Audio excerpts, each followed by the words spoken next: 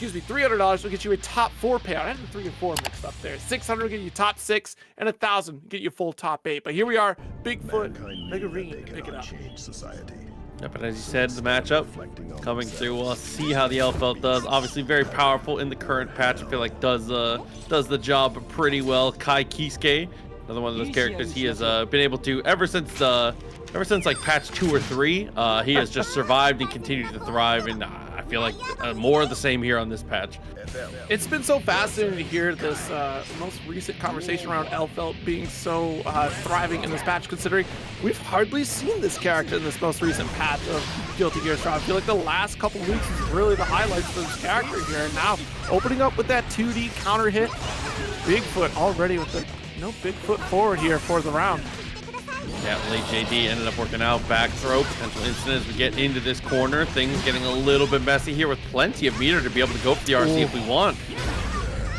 Oh, gee. We're just going to open up with 2D. Nothing following up after, but we're at least a little bit out of this corner. Direct-Clat. Not quite going to get our positioning here because we do have that RC to push right back. Good blocks from Bigfoot, but a little bit of deer and headlight situation as we aren't quite sure how to interrupt on this Rekka series from Elphelt. Nice back throw though. Yep, setting up for a pretty good situation here. Double 5K, just ends up trying to back off the fireball, gets the interrupt, and then doubles up just for the finish there. Fortunately, we didn't get to spend that burst at any point, but you know, we're holding on for this round potentially. Sliding on in. Nice. Nice sniper. They're too far away. 2K, 2D there. Let's get the cross up dust. Yep, flipped on over with the Pine Berry, continuing the pressure. Doesn't quite get the confirm, but still okay. Backdash, unfortunately, gets caught though on the slide. Really good situation here for Bigfoot, but oh, dude, the normal doesn't reach the way we wanted. Back punch here from Megurine. That 5K keeps you locked in the corner. That was nice insta block right there. Still going to push back just a bit. Bigfoot slashed out. Nice finish here. Yeah, felt like an execution error there. Very slow normal coming out after the slowdown. Had a great situation that we had set up, but unfortunately just doesn't get anything to really show for it. Yeah. That is a tough one. Yeah, that far slash being the big counter hit right there. I think so much of this round, at the very least, this particular game, seems like it's been more of a guessing game on the side of Bigfoot as they're trying to figure out this pressure coming from Elphelt here. Again, we're letting Rekka series kind of run away from us here, although that's kind of like the safe route to take because you have to try to figure out the tendency of your opponent before you can really try to interrupt with that 5P or even a DP as well. It's a very tight window in some of those cases. If you try to sneak in DP, there are options out. Bigfoot not quite finding them yet. Oh no, a DP right at the round start. Not what you want to see here. Great damage on the confirm to the corner. Gets the wall break. No hard knockdown, but still a great situation with a positive bonus. Dipper not able to get that second hit that we're looking for. Burst does get blocked. Megurine in complete control like we were in that last game. It seemed a little shaky at that first round, but I think Megurine's really finding their stride here.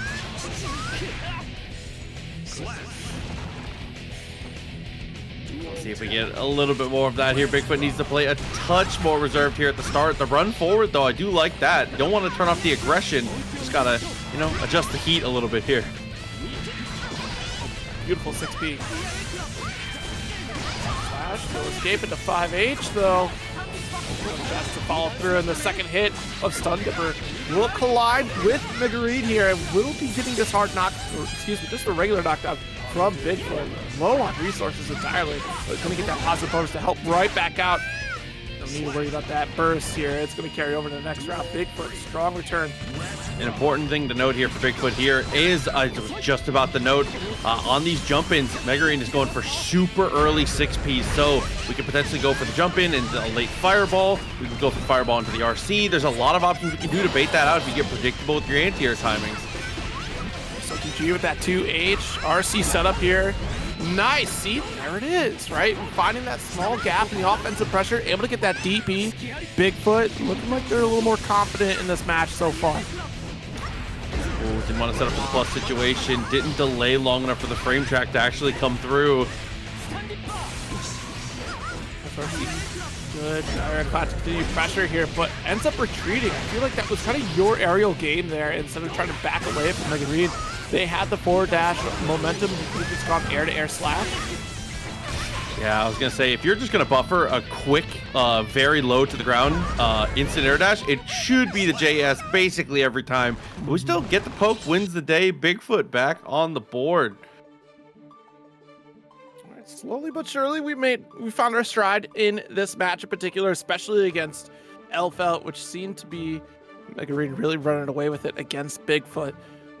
But I think there's still a little bit of a scramble situation on the side of Bigfoot here and really trying to find that pacing, but we did at least show that we're comfortable trying to call out some of these gaps from Elphelt, which I think is all the more better for yourself when you're trying to get out of those corner situations where Elphelt doesn't get to just run her sequence for free.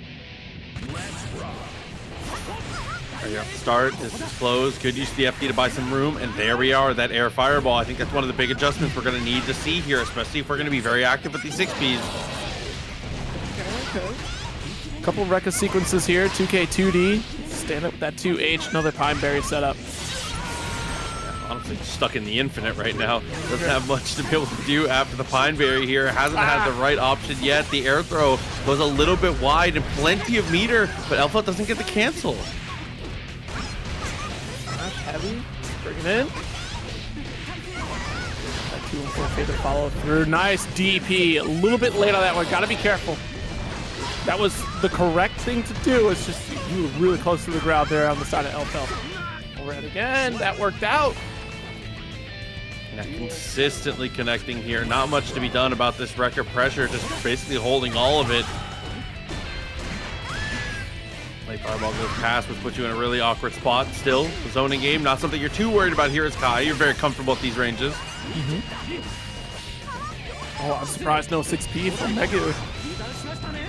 Oh, missed the tap dust. The idea was there, though. Strong lead for Bigfoot right now. Another throw. Great situation with this heavy stun edge here.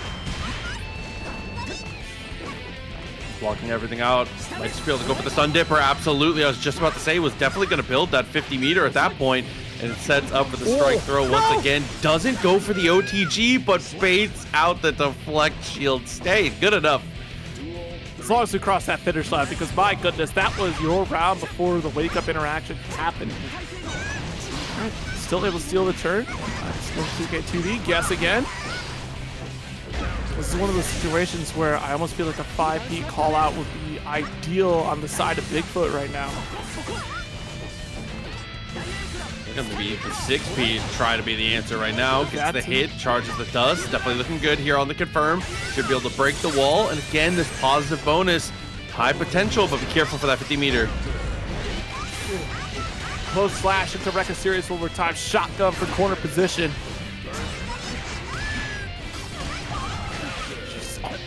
Get the rewind. Oh my goodness, the jump scare and a half. Good little backdash away for Dire Clat. Got a little bit of extra room with the guard cancel, but unfortunately was not able to keep Bigfoot away for long. That jump in was huge from Bigfoot.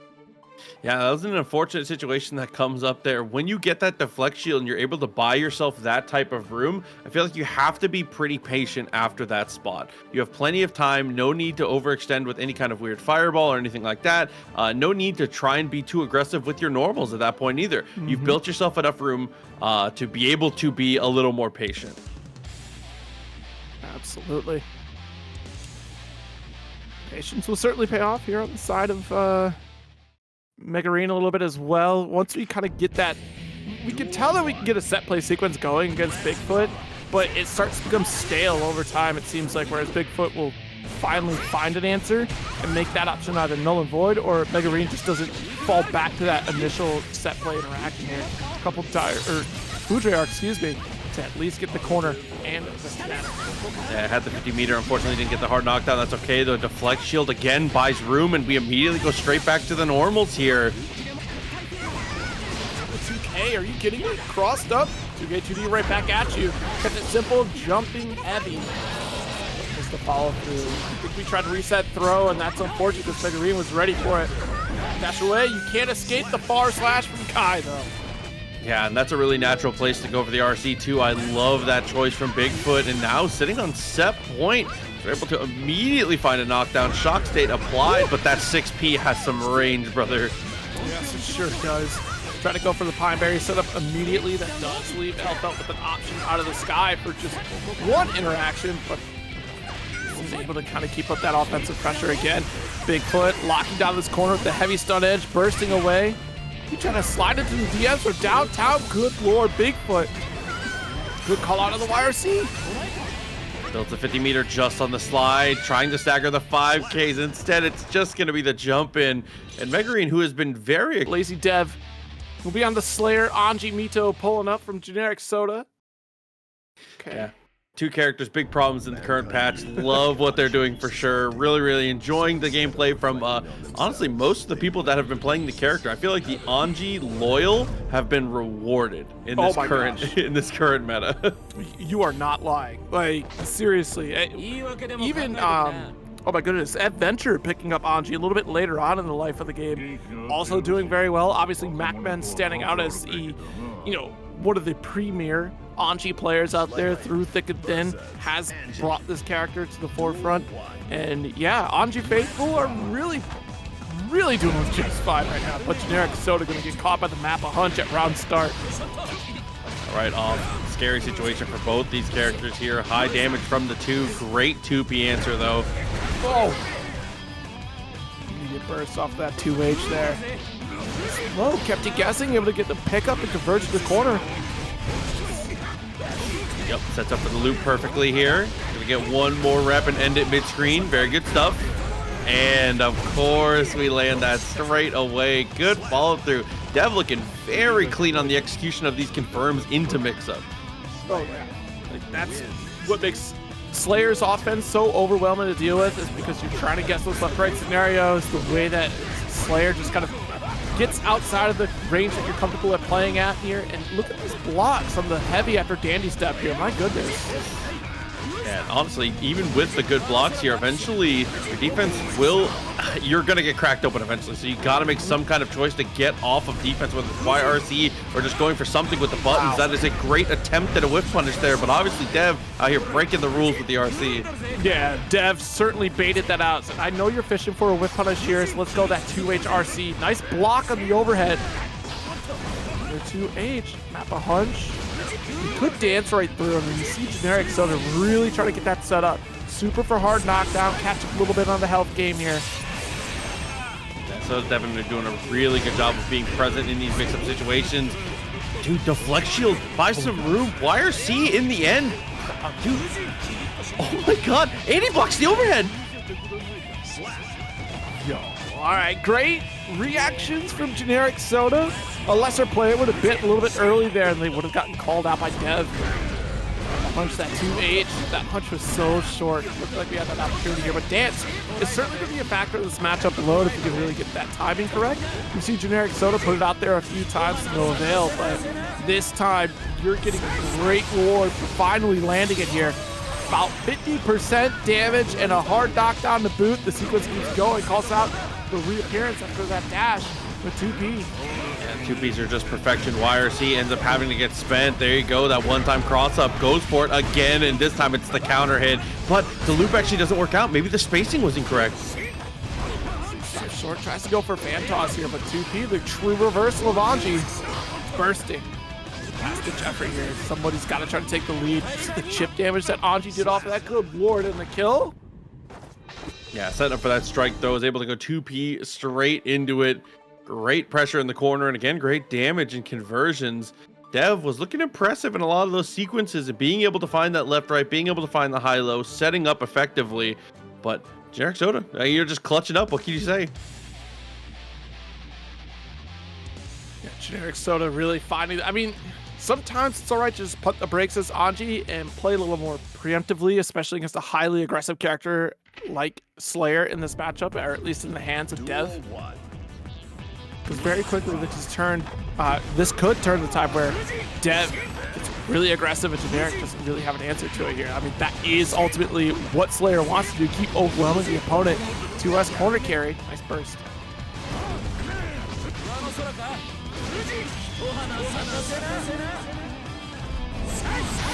Okay, after the super, the hard knockdown. Good potential catch out here with a positive bonus coming up. 50-meter is secured and gets the clean touch in the most awkward way. The shatter guaranteed damage is enough to finish a perfect round for Soda. Absolutely clean round, Soda. Focus not control. A little bit more Fujin series here. Close slash. Hold the fans for plus frames. Sweet has been sent. Yeah, this is bad to worse here. I mean, Dev got to make a move at some point. Unfortunately, gets counter hit twice in a row now. Burst is available. Last lifeline to really get out of this one. There's the throw. Burst doesn't even get a chance to spend it. Gets stuck to the wall immediately by Ko. I think they thought they had more time there. Yeah, must have. Or maybe they were expecting a burst bait, right? Because that was such an obvious position for Dev to go for that burst there where you have to, right? There's no choice but for you to do so.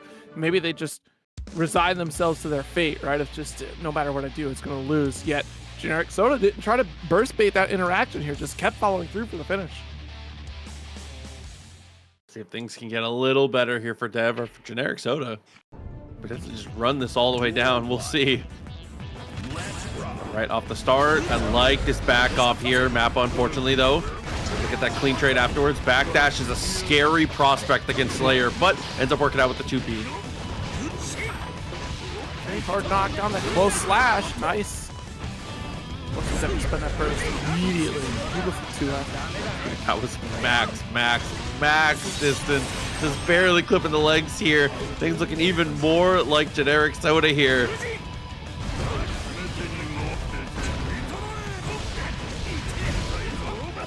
All right, pile bunker opposite side. No, there's no escape. What a close slash call out from Generic Soda. How could you even know? Dan, at that point, no need to even escape. Listen, you're stuck in here with me. Swinging out in all the right places. Set point potentially here. Oh my gosh, I can't help but feel bad for Dev because we have to put in all this work to try to get a couple straight hits on Generic Soda, then all of a sudden we drop something so critical. Generic capitalizes perfectly there. All right, so 2 H's to start. Side swap, got the close slash, not gonna finish the job though. Genius burst though for positional advantage here. You know, Slayer is mobile enough to be able to get out of that corner. You have to secure this real estate. Ooh, dandy into K.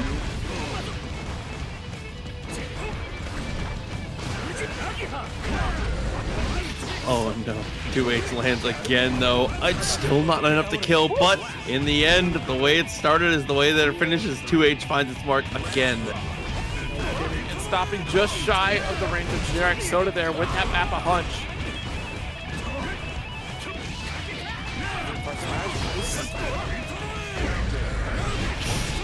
Wow, counter hit. What a turnaround here. Damage fully applied, and all of a sudden, I mean, Generic Soda felt fully in control for 2 games straight. But Devin, that round, something cracked. I think it was a Guilty Gear disc that ended up cracking there. Like, yeah, honestly, just the relentless offense from Dev. And at this point, it's do or die to remain on winner's side of this bracket here, so that makes sense. That you really start pulling all the stops after your opponent has dropped you a couple games.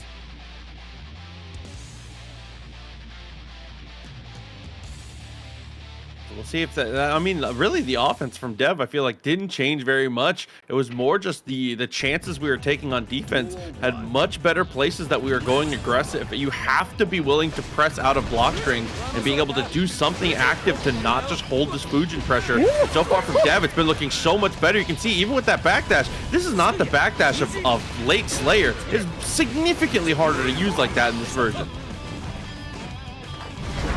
Movement already begins. Mappa hunch, counter hit. Nice 2S to pull it right back in.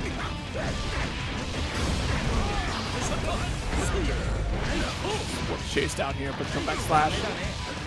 Generic Soda able to get a full follow up.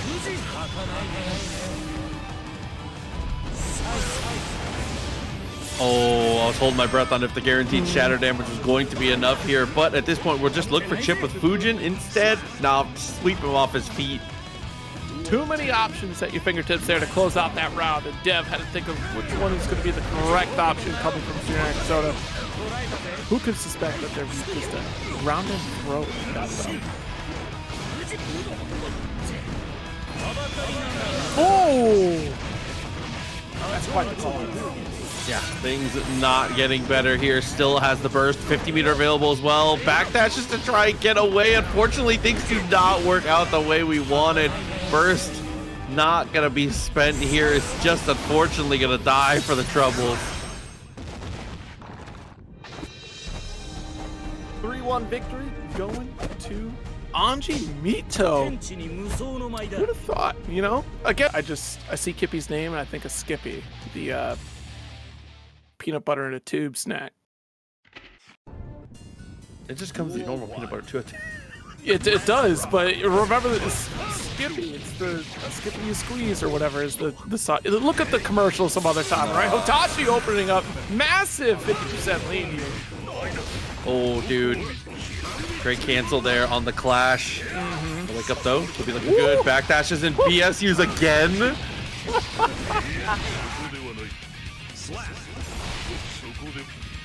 Wow, was not expecting the PRC is second BSU, but it ends up working out perfectly. It's so Hotashi, bro. Said, hey, I was supposed to get that BSU. No one said you could backdash away from here. Nice interrupt after the bandit revolver with that 5P. Oh, God. Wait a minute. Yeah, massive punish there. 6H continuing to harass. Does get underneath, though, with the bandit revolver, but unfortunately now stuck in the minigame. Burst is blocked. Your life is forfeit. Hotashi closing out the game, man. A quick one.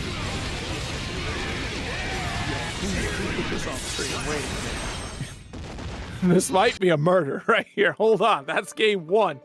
Dude, but I mean, you really have to think about the story that the life bars told. Kippy, like within one touch in that last round, definitely looking, you know, things are viable right now. Hotashi obviously keeping it volatile as you need to, but I don't count Kippy out yet.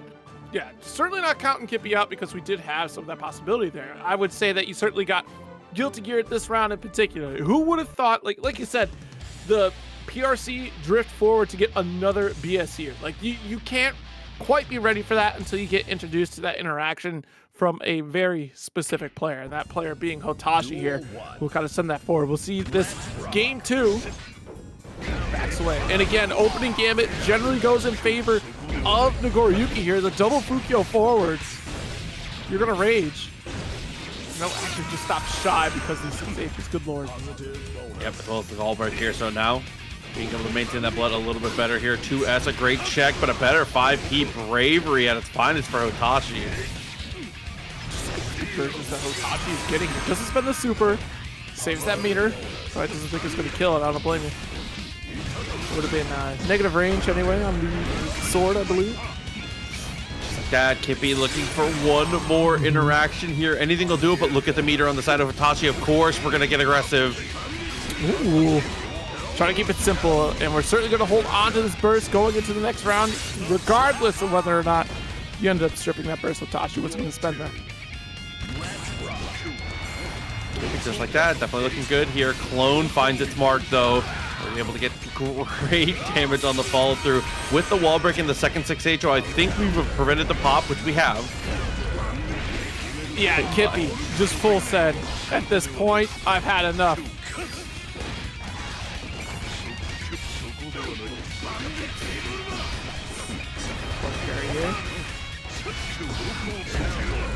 Whoa! But do we block this one here? No, we don't.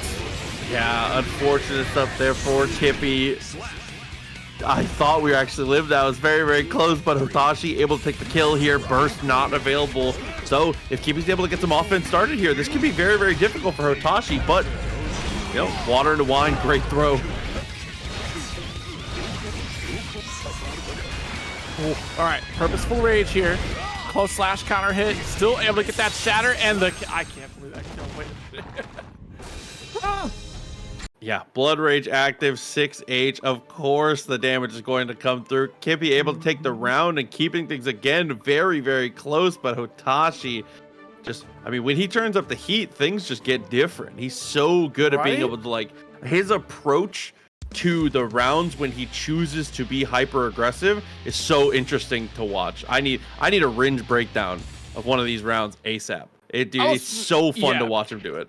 Honestly, I always feel like the introduction of this match in particular was that message that Hotashi needs to play in this style.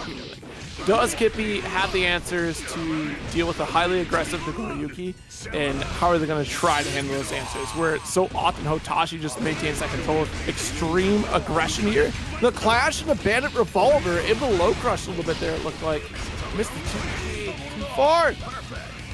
Wow, taking it back. How often do you get to see fireballs and block strings like that? Looking good. Kippy again is able to take round 1. Close slash there. Good trade out. Ooh. Yo, Kippy. Again, your bravery here on these volcanic vipers have been insane. And it's been working out more often than it hasn't. I'd say we're about 85% hit. Okay, look for Night Raid. Absolutely. I love the aggression here. Catches the backdash as well. Hotashi, mask back on, tries to go for the gold burst. Oh. Way better than I thought it was going to.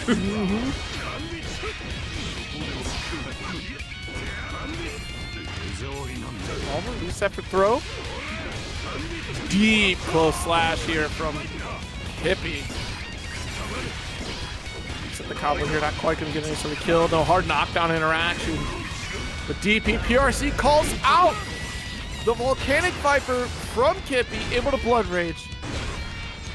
And just having to hold that FD, trying to survive. Unfortunately, the wall takes so much damage against Mask Off Nagoriyuki. You can see that far slash. It was a 2-hit combo. Granted, the wall had taken a little pretty early in the day. You know, the night is young. As we get into these next matches, CPU, of course, going to be on the patented Faust up against Kaneda on the Kiske.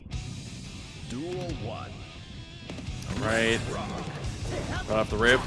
I like that backdash there from CPU. Sets up the item toss, you know, trying to get that rolling as early as possible. A pretty good, decent pull so far. Yeah. Let's look at a few distant items here. Gonna call out the kindergartners for recess. Oh no, you gave it to Sin, but you're already in the grab, so it's not necessarily a blunder. Could have been worse. Okay, JP works out beautifully there. Recognize the situation, goes for the jump in. Dude, 2K though. One of those premier normals from Faust. Oh, better. Keep these items coming. Quite often that CPU. Certainly one of those Faust players that will throw out button or items aggressively here. Nice Tyrant Barrel for that hard knockdown. Dash up in the low attempt, ends up going for the double up here. Late throw does not find its mark. I am in love with the idea, but CPU is just too far ahead on that one. Ooh. Shut it down. Let's go for the mix. Got loading up the item before we actually go for the wall break here. So the hammer is loaded into the mortar. Just waiting for the coordinates, but Sin not willing to give them away. Takes the kill, takes the hit on the other side. Okay, nice. Try to sneak in for the super, not gonna work out. Wait a day and a half for the guard cancel to get away. More items here, able to get the trumpet. Add a little bit more of this pressure here. Building up for Chipp, and CPU will take this finish here.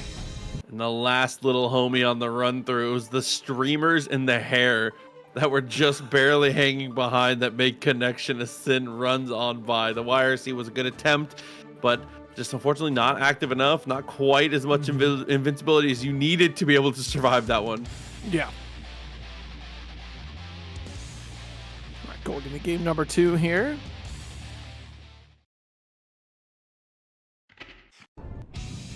Duel 1. I want to see us get put in more coin flip type situations. If you get the lockdown on CPU and you're able to put some kind of pressure on their block, I want to see you spend it all. I love that choice right there. Try to go for the beat driver, but we got to see more of it. Absolutely. Try to stop that forward approach here with a quick 2P coming from CPU. Nice L cut. Really trying to chase things down.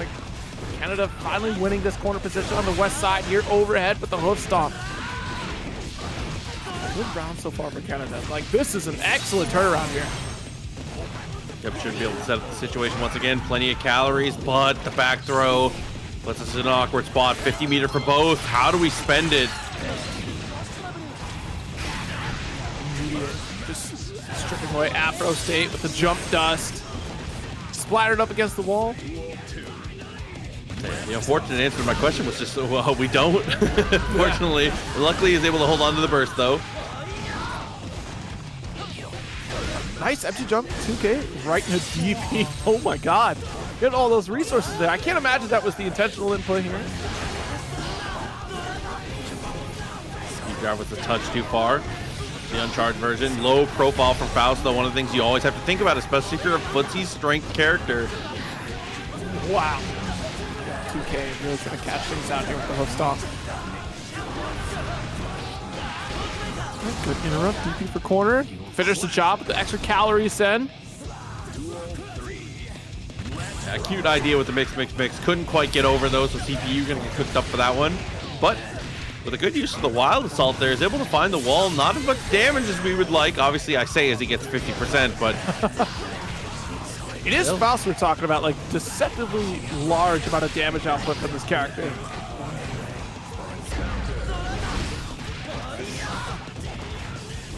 Back throw here, really trying to return the favor. Sneaks in grab, PRC super. oh no. After the gold burst, gets cooked up again. CPU finds their mark. 2 games straight right now, looking completely clean. Yeah, absolutely. Just being completely overwhelming against Kaneda right now is certainly a good look for CPU as we get into this game number 3.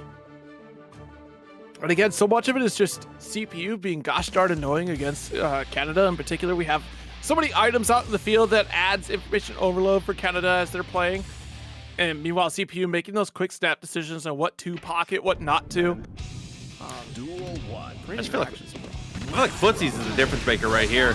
Sin has been, it's been the low profile from CPU has been working out beautifully, as well as just doing a great job of, like you said, stop signing with 2P or 2K, all of these different normals here. CPU, the second there's more than a character length range between them, has been absolutely dominating every sequence.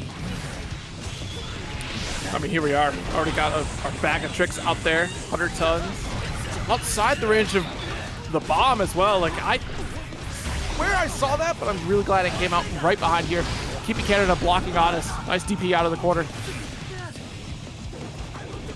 Ooh, dash up with the back dash, get some room. Nice poke. A good follow through. Spend those calories.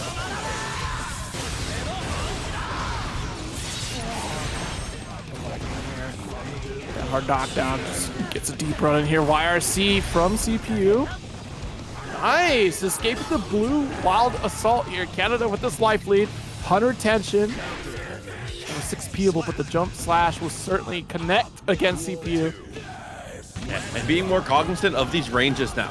Starting, you can see, using the 2S a little more often. That's been a 5S in a lot of these other sequences, and CPU has been getting punishes for it. As we can see there, that adjustment not quite working out. We need to stick to the low stuff a little more often, just so CPU can't get away with just down backing a lot of this pressure. Mix with the side swap here, but 2S is the start. Elk Hunt, let's launch it to the corner here. Massive lead again from Kaneda, and able to get the quick RC opener.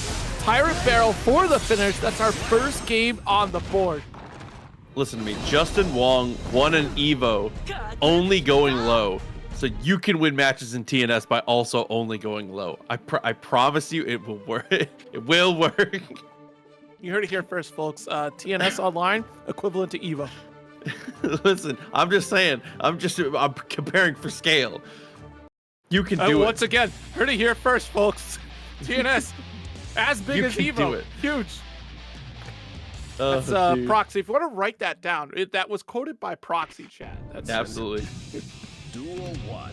But again, though, that 2S, I really want to see that more often. I'm loving it right now.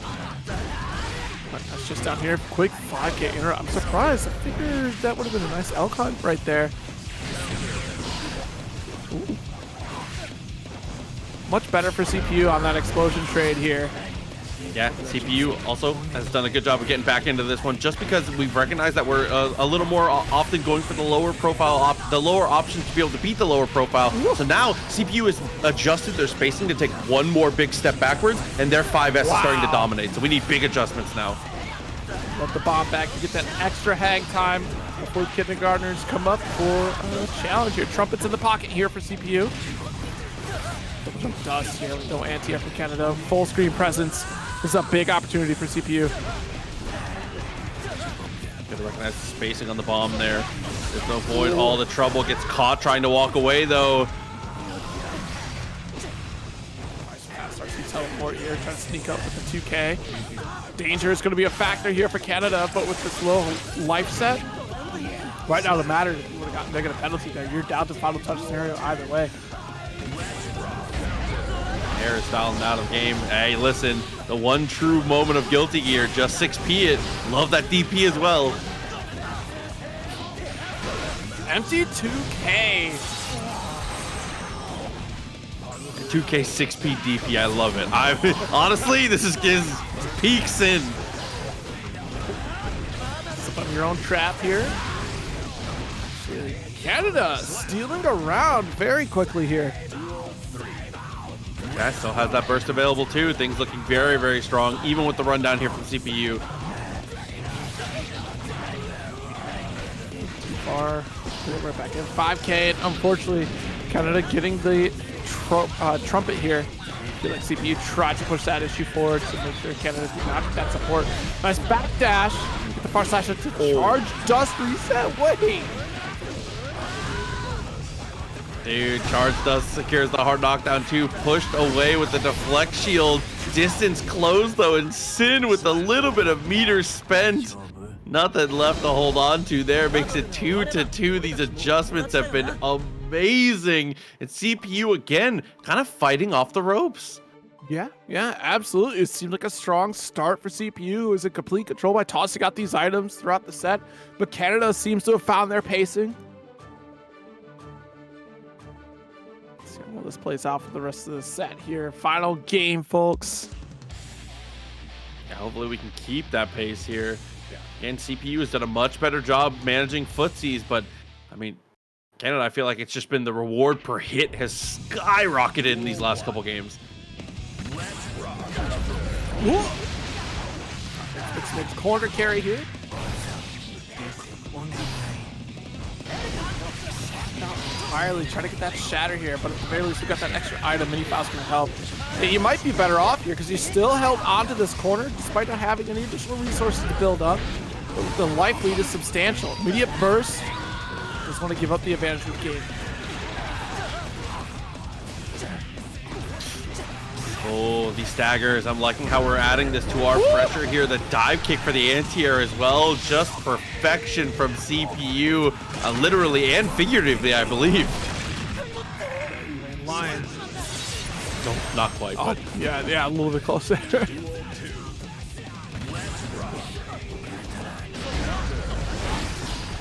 Nope. Stagger again here for corner. So tricky to try to fight our way out. CPU though does get out for just a brief respite, but Kaneda puts them right back into it. And now guessing for your life on this one goes for the teleport. Great block on the first leg of the sequence here, but the best item on its way across the screen. Minute Faust. Nice 2K. Kindergarten is out for recess in a moment, and it's in the favor of Kaneda, who sneaks in with the command grab right after PRC Super.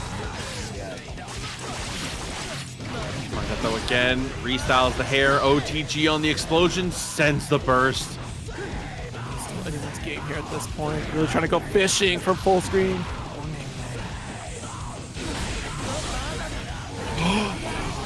Wow. Oh my god. Good block there. I think CPU thought maybe they could push them into the bomb. Oh no, a round apiece now.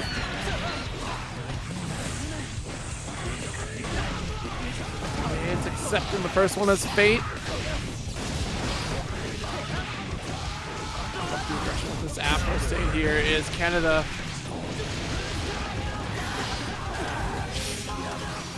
Yeah, crazy way to avoid the command throw there. Sets up the bomb. OTG. Pressure continues, but the DP gets us out of the corner. No, but the bombo. Oh, dude, everything coming up Canada, but CPU says, oh, dude, back to the snow with you. Sentinel at all is like smash. Like they're like those two are in a class of their own for trailers. Actually, I 100% agree. I will give you to the Smash Hit because the Sora trailer was insane. Yeah. I may have cried. All right, here we go. SQ pulling up against Happyrio. Right here, spending the burst. Both of them off the table already, but SQ obviously super dominant in the neutral. One of the places she shines the hardest. Being able to steal those turns, 2+ on the situation, but still finds the second throw. Utilizing that to pull right back into the pressure sequence from Ramlethal. So scary to escape. No backdash. That slash is killer. Pull right in with the attempt to get aggressive there, but I love that from SQ. The retreating round start is so strong.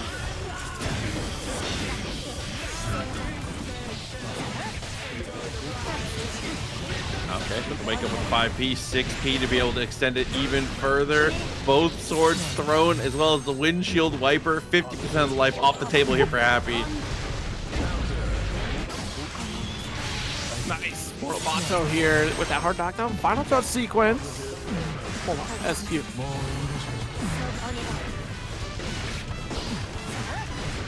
Oh, does not get the conversion here.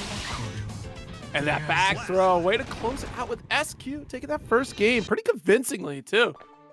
Yeah, when you have 50 meter in a spot like that, it's pretty worth it to try and go for the throw attempt. Obviously a very quick frame data on being able to initiate the throw, and obviously having meter to be able to RC makes it pretty risk adverse while initiating or attempting to tech throws without meter can be a death sentence sometimes in this game. So it's an interesting balance to see how you play with the bar.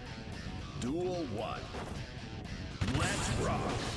We'll see if Happyrio gets another answer back to that far slash. Not quite connecting. SQ again. Yeah, she's always kind of played around with the wall assaults too. Like that's been very interesting to see. Like throughout the. Hold on. Wait.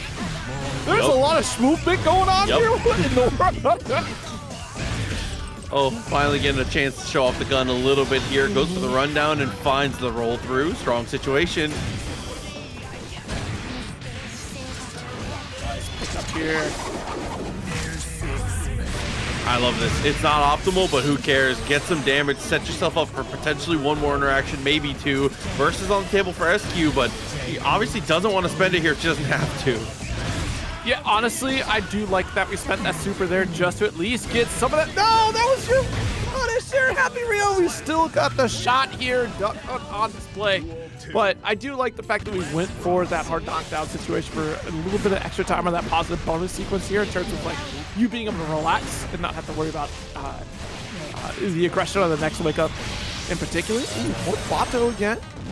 The double run under was dastardly. Nice super. Oh my god. Of course.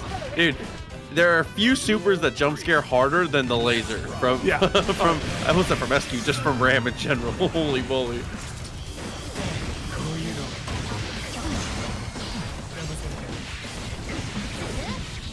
Slash. Whoa. Alright, got the launcher here, 6K. Let's get the carry for the corner. Let's get another hard knockdown here. And you know, why not? Positive bonus too. Just, yeah, a little icing on top. It's fine. Nice quick throw. Red RC. Sealing out the deal. Answer's back, but not without a few wounds in the match in particular here. Like, SQ really set the tone pretty early on here. I think, honestly, that one final push-out that we got, it gave us that do or die scenario where it's just, all right, SQ is serious business. If I don't clean this up, I'm about to get destroyed. Snowy, there is no 100% confirmation if we're going to have any 3v3 tournaments, but I would say it is an extremely safe bet that we will have at least one 3v3 tournament.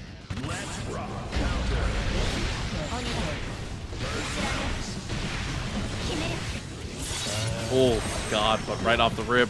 Another thing that's very safe bet is SQ finding a wall break before 10 seconds have gone off the clock.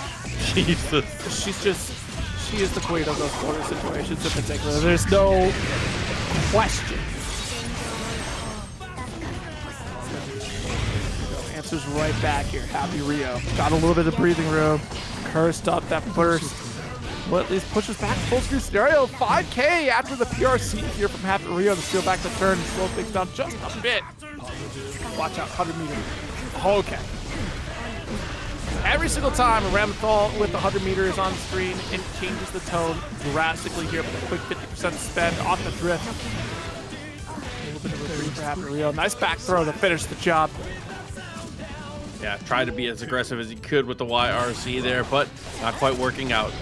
Still, he's able to find that poke. Couldn't get anything afterwards, though, especially because the burst was available, so SQ didn't want to overextend. It always feels bad to throw a sword and have your opponent immediately burst. Right. Ooh. The tap does. Quick concentration.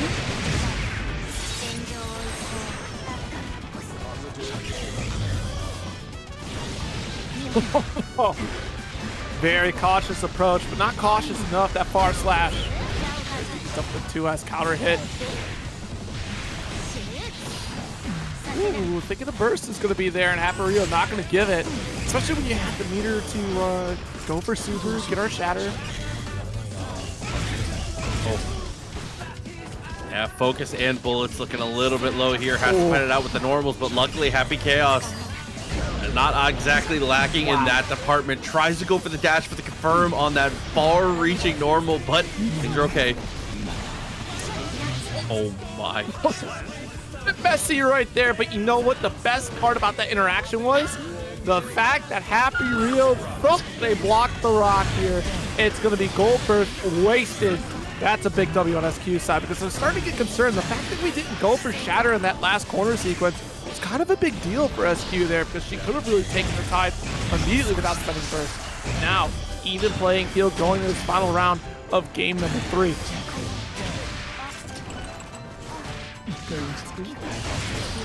Here's another throw. OTG's gunshot here. SQ kind of getting schmixed off the round here. Goes for the wall slump and is able to confirm it.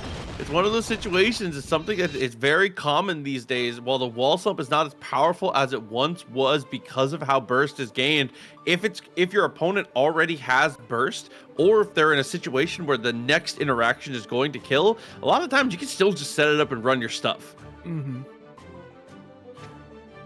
Yeah, there's still so much potency for those types of sequences here, especially on the side of Happy Chaos, which gives Happy Chaos that opportunity to kind of reset those resources for themselves. They can take a quick inventory of, the bullets that they have remaining, concentration, for example. It does get that remainder of time for them. We see that quite often from Happy Chaos players here. Try to go for a little bit shenanigans here from Happyrio, but we'll get counter hit. On gain to the dash back, definitely good. Cognizant of the situation, as you can tell. 50 meter is available. Rekka whiffs. There's been a couple gaps here for Happy, but they're content to just block it out. Finally getting that burst.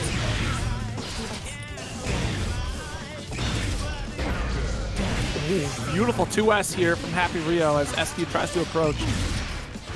Actually pressing an S of her own. SQ is just in such a compromised position now. Even with this much meter, I don't know how you get back into this one here, having to spend all of it on FD right now. Taking steady aim, waiting for SQ to open up. There it is, because we have to try to interrupt the clone, but it's so risky against Happy Chaos because if we have gun drawn, the moment you press, there's a gunshot waiting for you immediately after. Jail's out here, nice 5K, throws you right back in the corner. Nice empty throw, or empty jump. Through after rock set up here.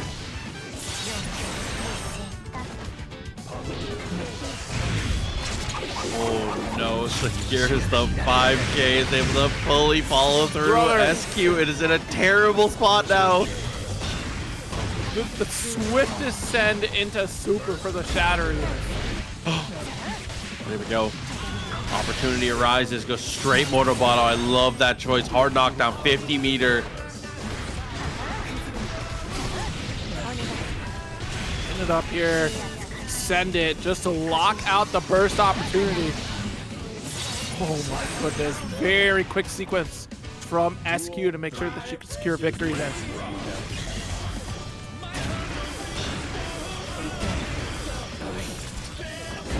Oh, okay. Finding the poke. Burst for offensive tempo. Very smart. 2K2D wins the day, though. Nice. Catching a couple backdashes from Happyrio. SQ, she's just going to keep cycling in this pressure as we try to build up that risk gauge. Nice little backdash here to call out that 2P with punish opportunity. Where we go from here? SQ has to find this round somehow and does again. That was something that worked a lot more often earlier in the set, but SQ starting to break it out a bit here. Yeah, jump back scissors here, able to help out. Round it out here and maintain that control because Happyrio had gone for quite a few rounds there at this point. In complete control against SQ, and she's still establishing her footing throughout the rest of this match. 2-all. We'll see. I think probably the crux of the situation quite often is Happyrio finds a solid position at full screen, goads SQ into making small mistakes, especially around clone. Dash up 2D. Oh my goodness. Yeah, the small mistakes turned into big ones there. Close one for sure. With a close slash and good pressure. Halfway up on the risk gauge here. I love how aggressive SQ continues to be in these corners. It's either she's pressuring the moment that she gets pushed out because of FD, she drifts right back in with the resources that she's built from her offensive sequence. It's adding risk gauge. The less that Happyrio goes for FD, the more chip damage she's building anyways. Go, finds the hit again. No burst available here. Still not enough to kill, but the JPs work out beautifully. Still alive. Very quick jump. Little over jump though, but able to drift right back into the action here. Match point for SQ right now. Yeah, SQ on a hell of a comeback right now. Saying this is a top 48 qualifier. We're still actually in pools right now. That'd be crazy to see. Very brave interrupt there on the clone with that 5K. Again, maintaining that corner control is SQ's bread and butter. She's going to get this hard knockdown, substantial lead. Only 50% in the tank of her burst gauge here.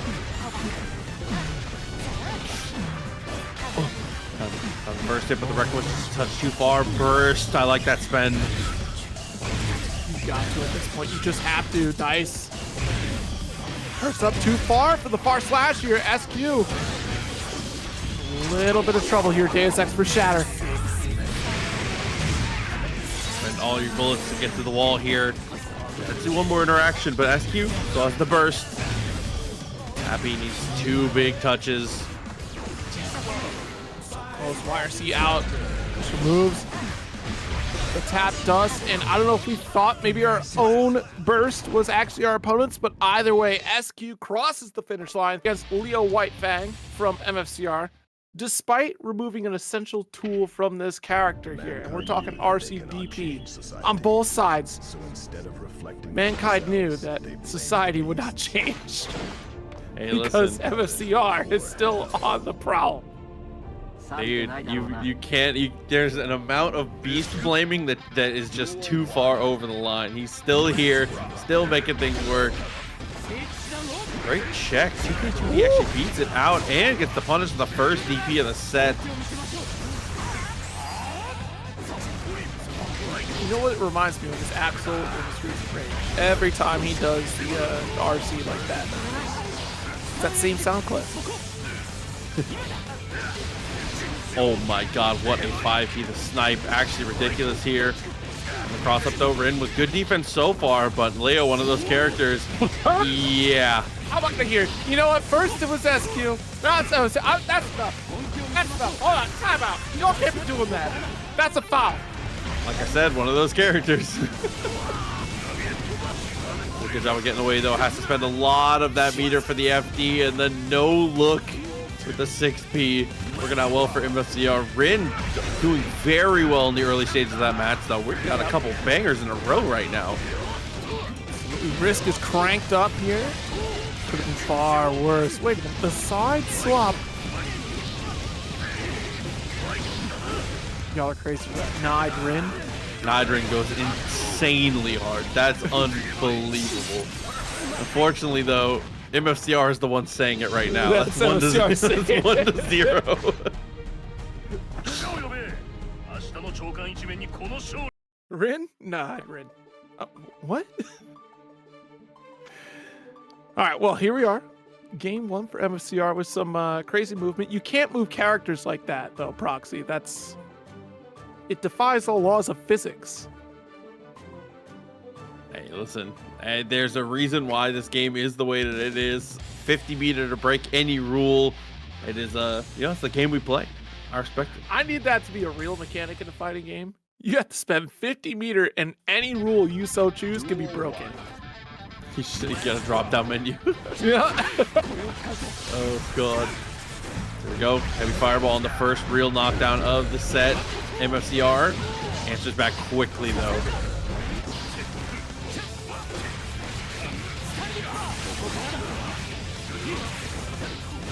Nice. 5K.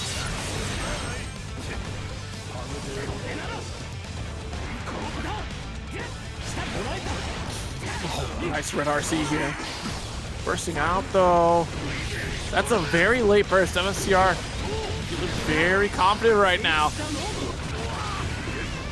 Oh, dude, that heavy fireball, though, ridiculous on both sides. MFCR's luckily has a couple more hits to be able to follow through. Takes the kill on the interaction. That run through that he was able to secure afterwards is all because of that pressure after the jump, because of that fireball clash.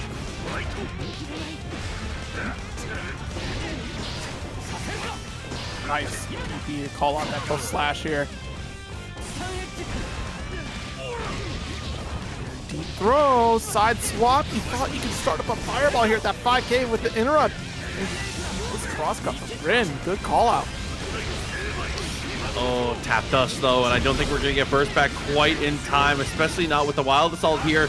Just barely had room to do it, but first 50 meter. Oh, jeez. Yeah, the 6P, though. You put yourself right in the perfect position for a quick anti-air, and MFCR is up 2-0 right now. Twice in a row, that fireball dissipates, like, inside of Kai. Actually ridiculous how close we were cutting it there.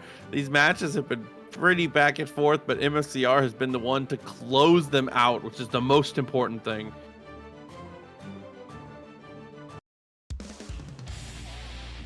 I mean, you can't ever count MFCR out, which is insane because, as you saw, we were down to almost no health, and MFCR said, you know what, I'll still burst. I'd Rin.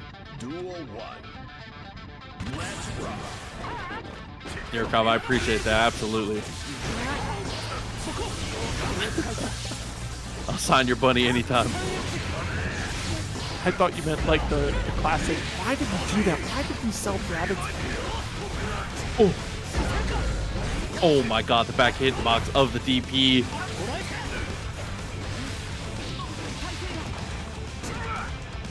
Slash though. Looks stagger. Just you keep beating someone with your head long enough, and eventually they're gonna start opening up. I saw it in Batman. Yeah, that was unfortunate. Had her in the infinite. It's the headbang over and over. 50 meter for Rin. Oh my God, dude. There's something in MFCR's thought process to know that there's gonna be a YRC right in that very moment here. $5 contribution from Johto the GOAT into the match. Thank you so very much. So screw the codes, take my money. With 2 codes left in the match, by the way. Thank you very much for that. Appreciate you. We get the double cross through, trying to be aggressive here. 5P working out wonderfully there from Rin. Gets the heavy fireball into the Yoki, but look at the meter for MFCR. You leave a gap, you know what's coming. We're back down here.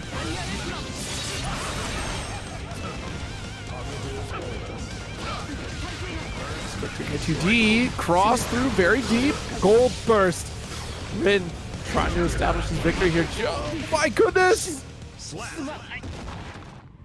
Damn, full connect, gets the hit. MFCR again had plenty of meter to be able to potentially cash out on that.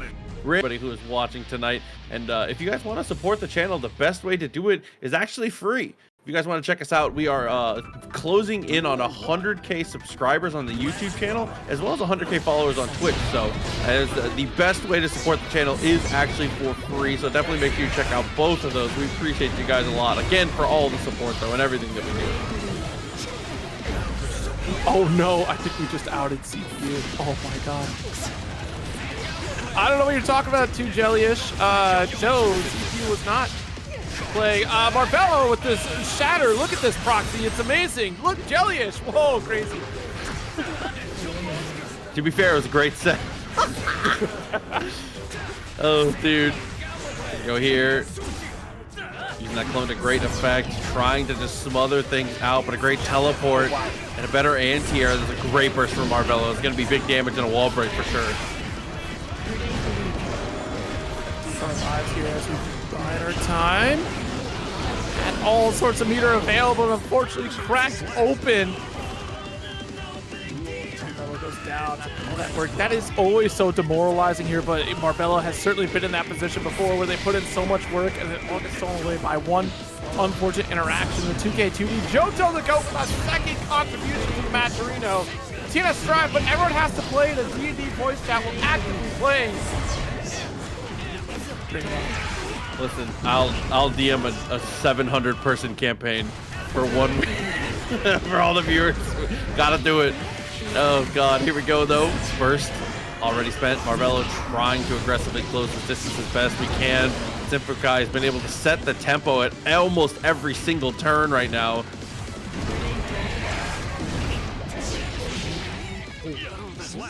Interesting 6P attempt right there. I wonder what we were trying to call out, because unfortunately that 2S was able to reach and shut things down for Marvelo, get that carry with the stain. That's just one of the things for Chipp in any matchup where if they have a multitude of buttons that are longer than range than your normals as Chipp, it very quickly becomes, what can I 6P? How often can I 6P, right? Like that is just like, it becomes the metric of the matchup. Duel 1. That's fair. Oh my gosh, I'm just learning that kanji in particular, all of it. But XD, direct contribution, $1.69, thank you so very much. Oh, anti-air finds its mark once again. Arbiter sign a little too far, but still fine. Marvelo took a lot of life to get here. You cannot let this moment slip away from you.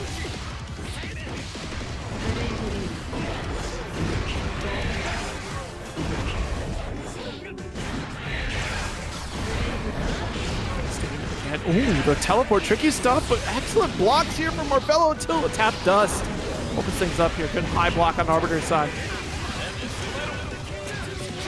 Okay, after the RC, I don't think it's going to be quite enough damage here, but the reset attempt, unfortunately, maybe things just didn't land quite where we wanted them to, because Marvelo ended up with SYMPHUUKAI way outside of the corner there.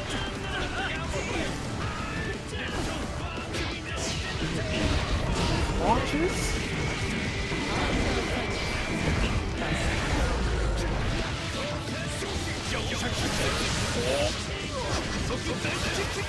Yeah, things from bad to worse here. Marvelo almost has that burst back and is going to get it during this positive bonus. Same side, but a good block. SYMPHUUKAI sitting on a lead. This round is starting to get away from them. Oh, no. I think that you're coming into this next round here with a lot of great resources on the side of Marvelo, but so is SYMPHUUKAI. Let's see how this plays out though. Try to be quick and run 2K. Jump out though. I like how we keep pushing away with the upgrade Reaper here, but unfortunately Marvelo is still so quick to close the gap. Dude, Arbiter Sign wins the day, is able to set up for the teleport. YRC buys some room though. SYMPHUUKAI's defense has been absolutely impeccable this entire set so far. The Iron Wall.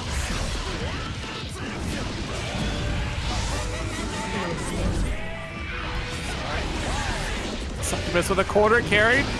Yo, if we got the full shatter, but unfortunately grab house does kind of muddle things up a little bit here.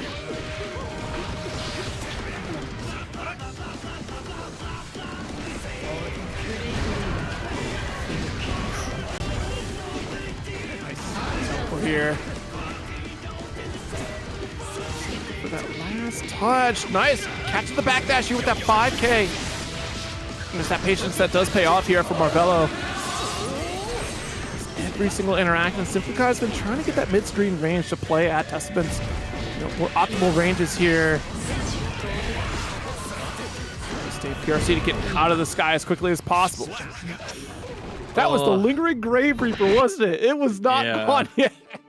Jumped a touch too early, had the right idea too. You had to take a risk.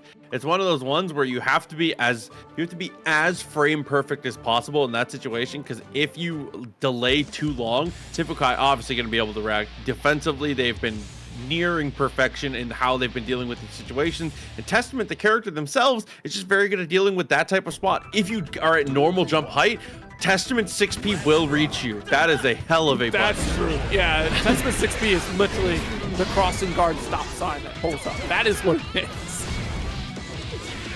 Oh, no stain teleport there, but the Succubus was out. Very unfortunate there for SYMPHUUKAI.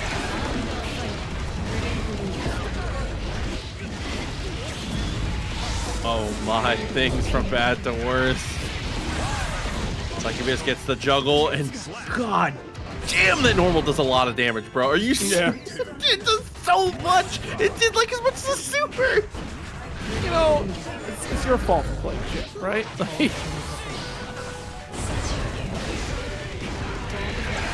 Nice IBs. Stayed up though. Be careful. Good patience here from Marvelo. That 6P. Quick Rekka series to get that corner carry again. Nice super. Crazy good confirm there from Marvelo. Hard knockdown secured. What do we make of it though? Cross up. Of course we do. We have to block SYMPHUUKAI. Getting that spacing that we're normally looking for here. That backdash. Not going to get devoured here by Marvelo's quick 5K. YRC won't move stains. That teleport option's off the field. Nice. Wow.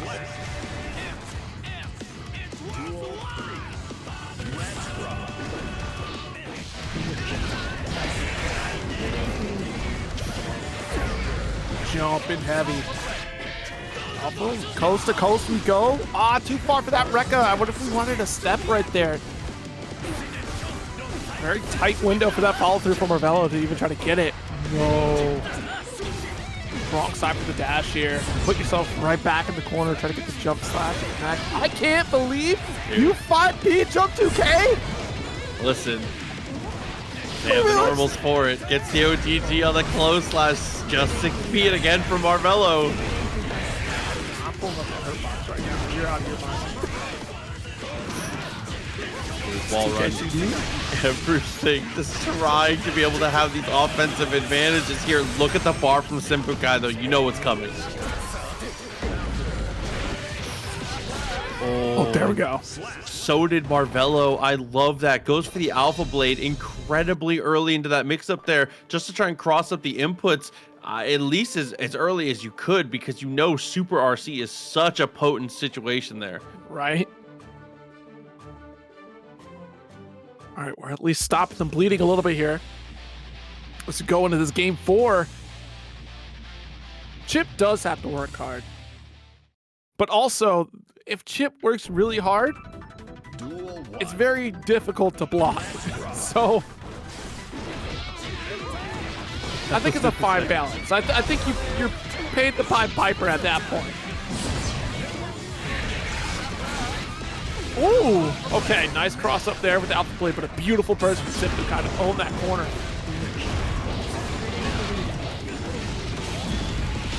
Oh no, and here we go. Back to it.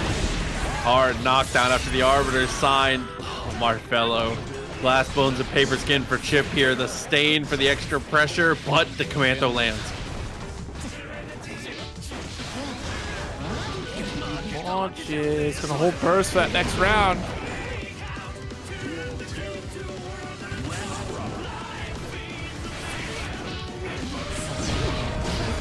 launch. One more time here. Chase for that corner. What a DP to rip right through here.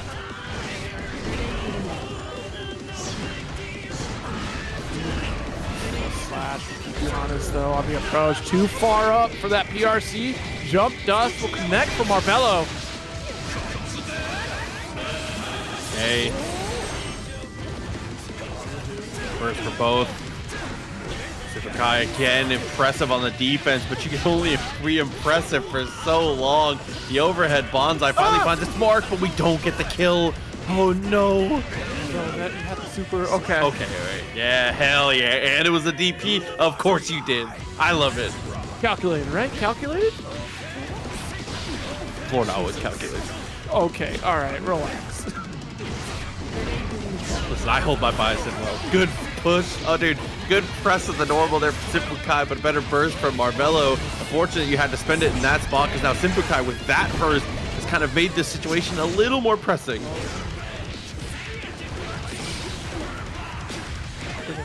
Jump heavy. Uh-oh.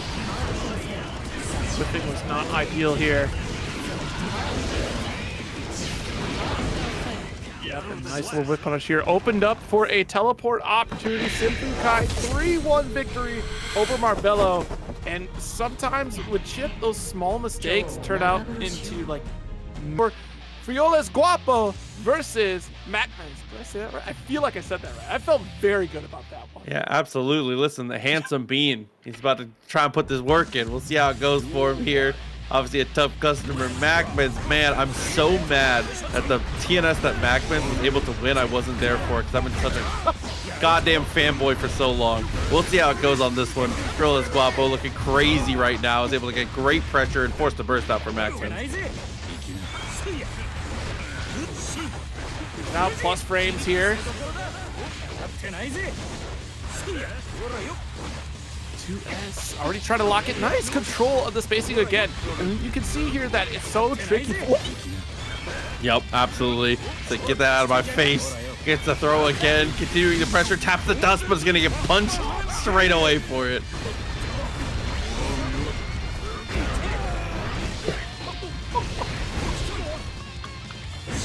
Yeah, goodbye. Loving it there. Looking great here. Beans on the Slayer. Oh, jeez. Using all the lat strength that you can. Great wingspan of Anji Mito. Great there from that confirmation. Well, gets the jump in, finds the throw. Butterfly, what else? Oh, you almost died last round for going for the tap. Brave to go for it again. Couple dashes here, side swap, power bunker. Oh, missed that damage. All right, we're even here. The dance! Cancel. Midare. Interesting. Interesting. I wonder what we tried to, because nothing happened. We had a plan. Right. There definitely there was concepts of a plan there. I respect it. You're going big. Excellent. Okay. But this one is there. Gets the butterfly once again. Tap dust after the butterfly has been a very consistent situation we've been setting up here. MacMens needs to be careful about getting predictable. Ooh. I wonder if it's just overtime conditioning our opponent here to stand up so we get the low open. That would be good. You get the butterfly carry right after. Oh, what a backdash! 2S will connect here. Wow. Oh my God. First of all, backdash, I cannot believe that got away from Mappa. Second of all, great follow-up. Listen, the handsome bean continuing to put in that work. 1-0. That was insane. The movement.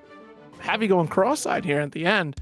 But yeah, Frijoles squad. I can't roll my J's, chat. I'm so sorry. I am incapable of doing it. I'm not even going to attempt it because I know there are people who will laugh at me for even trying. Duel 1. Let's rock.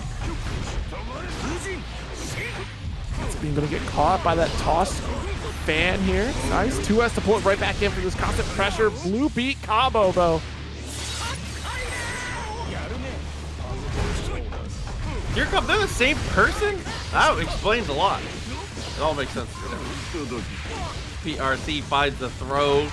Oh my god. That is just... You don't want to get put on a shirt, so you just try to block there. That's a great throw. Oh god, oh, slash.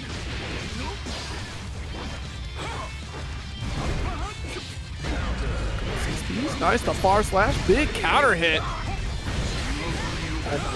You know what? I think it's about time somebody said it. So Badguy walks so that Slayer can run. Oh, the throw. This is actually a really good situation now. Nice block of the tap dust. Semantics, Mr. Quotes. Sticking out that elbow. And there we go. Finally comes around. A little turnaround punch action with the left hook. I mean, well done from Frijoles there, just to make sure, hey, I've won at this point. Like, you have to come to me. I have this substantial life lead. Yeah, Yurikov, I saw, to me, I just was like, I wonder where Papple's been. And who is this person that just popped up as killing people as Slayer? Like, I did not 2+2 it. Oh my god. I did not say, Frijoles? Frijoles. Frijoles. Thank you for educating me. Echo pushed away. Oh, unfortunately, FD is not going to buy you nearly the amount of room that you wish that you had. I can't. Where do you think you're going? A couple uppercuts and you're down. God, those close slashes, Frijoles. Won't you do? Taking a great slide through here, harassing with the close slashes, finds the knockdown, walks on forward to try and set up the same pressure.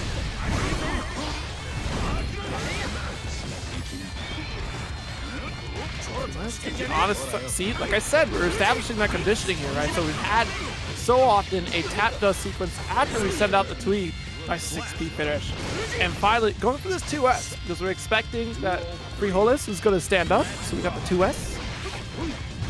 Just try to get a little bit of an opener that way. It would extend right after with that bird.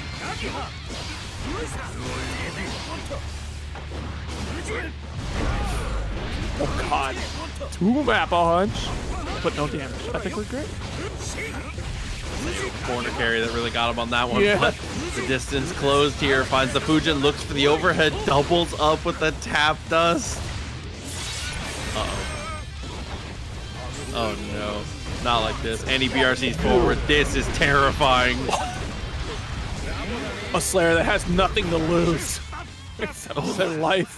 Okay, but the back dash buys us enough room to where the far slash is able to get the poke out. MacMens on the board. We're still in it. All right, not bad. People scared to fight Slayer? I mean, absolutely. It's like trying to hold an M80 as long as you can before it goes off. There is a healthy amount of fear you need to have against characters that will risk reward you to death, but I agree in that if you are too reserved, they get to take their kits are designed to where if you are too respectful of their damage, they kill you for it. Like characters like this are made to do that. Yeah. There's so many instances where, yeah, Anji could get like a quick little interrupt. Like there, right? You got that 2P. We saw the throw possibility. I think maybe we abandoned that confidence that we had after that first game initially once we got punished pretty heavily after those solid reads. Pile bunker for the shatter. Oh, good hop over. Avoid a pretty decent amount of the situation. Unfortunately, the danger was popping up. Maybe I could feel like they needed to make a move potentially, but a great twirl through.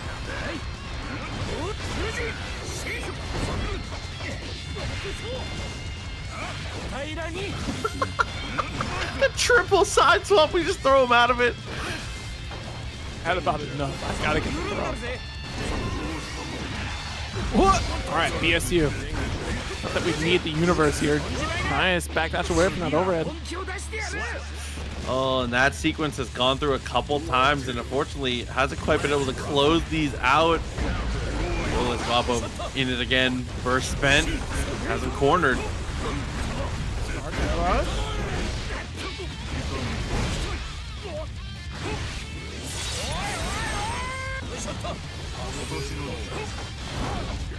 $6P. Oh my God! Wait a minute. Max range immediately spent for super. Somehow alive though. The washboard ab saved the day for him.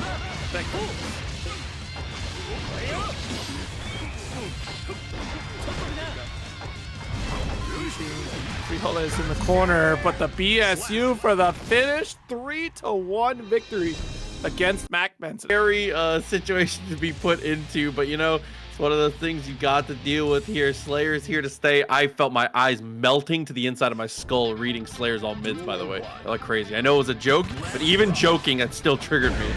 Jesus, bro. Here we are, though, MFCR once again in a top 8 qualifier this time. Backslash.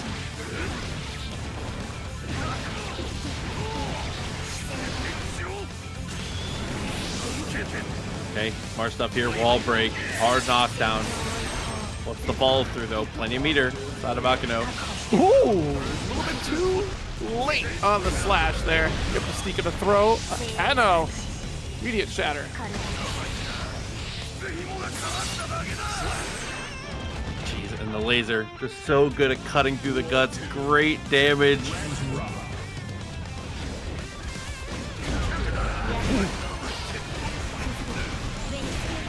Back in the backdash, going to get called out by the sword toss here.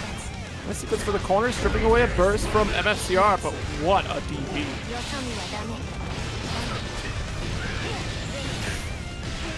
Punch mark once again. Stuck to the wall, Mordo Botto, because we have both swords. Very smart.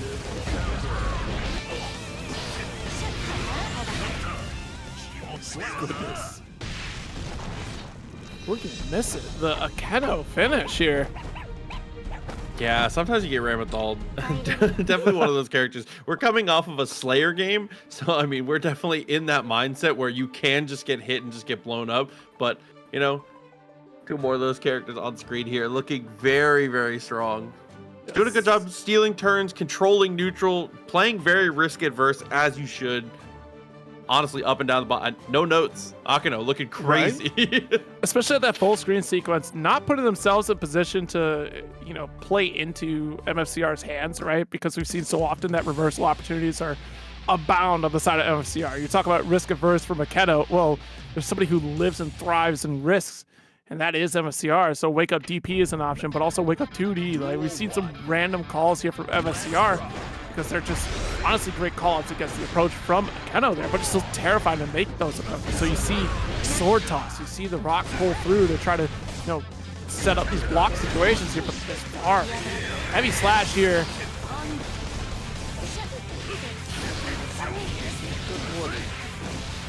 Yeah, super strong situation now. Wall break, no hard knockdown. MFCR opportunity. Waits things out pretty well here and closes that distance. He's so fluid with the movement as he taps the dust and gets the hit. Oh my God. The finish.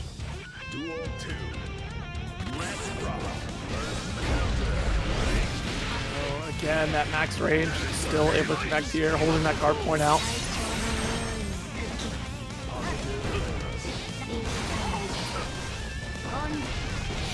Ooh. Good recognition from Akeno to press that 2K. MFCR expecting to have to block there. Rekka series to corner position. 2S. You saw that micro dash from MFCR. And that is still so scary because that means that very quickly MFCR can find the time to steal back the turn with DP. So we hit to the wall. Meter available. Goodbye, soldier. I thought for sure it was gonna kill. Not quite though. Listen, the confidence is key, but the pulling with the rock, all the same, looking so good. Around a piece now.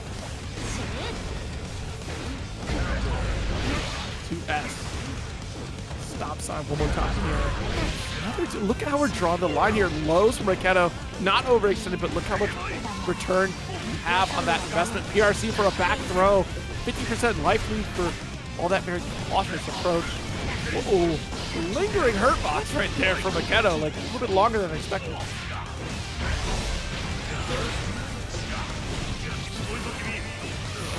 Oh no, and just like that, able to block the burst and just do a great job of continuing that offense here. MFCR, oh, not in a good position now.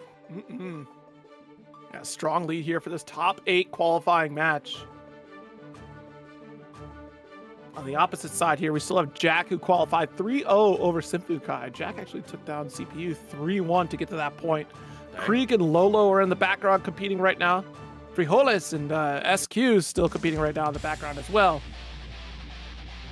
I got some bangers on the other portions of the bracket too. I mean, the losers, Umisho and TYL, test your luck playing right now. There's some good stuff. We'll get to that in between matches. There's a lot of cool stuff happening right now. Let's rock.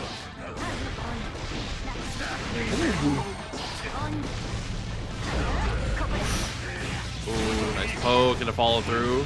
Both burst off the table. Normally, I feel like I would favor MFCR in that type of situation because of the type of offense he runs, but Akenos continuing to do a great job in neutral here. As we said, very risk adverse. Gets the trade. Consistently pressing in that spot. Duel 2. Where the health go? What patch are we on? Wait, no, hold on. I know we got the color of the current patch, but maybe we're not on the current patch. Right? I don't know. People are dying too quick. With a backdash here, Akeno with a side swap, fire away.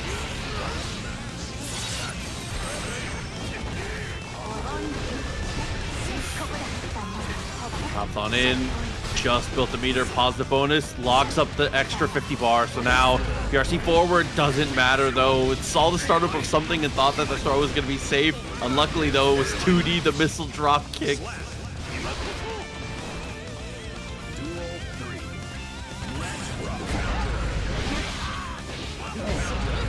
Okay, another counter hit with 2 S calls out the flash. You better burst. Oh my god. What a call on Akeno, windshield wipers for the shatter. You see, just take space after that. No reason to try and overextend here. Assault feels very confident in not needing the burst right now. The flash kick from MFCR. 6P to call out the 2D from downtown. Akeno 3-0 over MFCR to qualify winner's side top 8. I appreciate the aggressive choices there, what you gotta do. Labyrinth, by the way, coming through. Appreciate you a lot. 2 months. Thank you as always. Duel 1. Let's rock. All right, looks like Scamalini gonna be the one to up the bat here. Good use of the 2P. Actually does get the poke in a pretty ridiculous way, but unfortunately he's been blocked in the corner already. Not too far for that future arc. That's a little backstep here from Apho.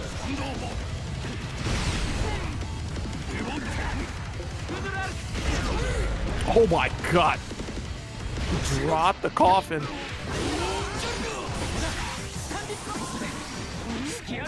Scare throw out the PRC. Alright, lock it back down with heavy stun edge. Hey!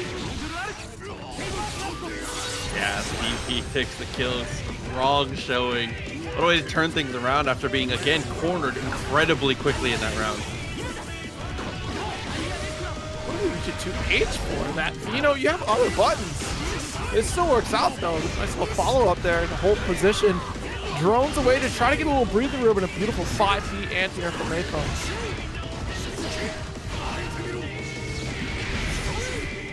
Oh no, unfortunately there. Tries to make some big moves in the sky, but I mean, the drone at level 3 security is still going to be waiting for you on your way down. I'm so surprised you're going for those 2 Aegis again as opposed to the far slash. I wonder if it's the fear of being 6-speed. Heck, even the heavy slash like we just saw here was a great option as opposed to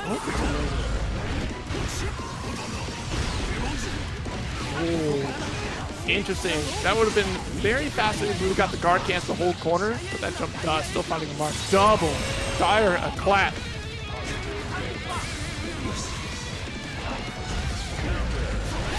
Ooh, JS finds the mark, has the burst. 50 meter is available. Unfortunately, gets clipped by the drone. Now you're guessing for your life.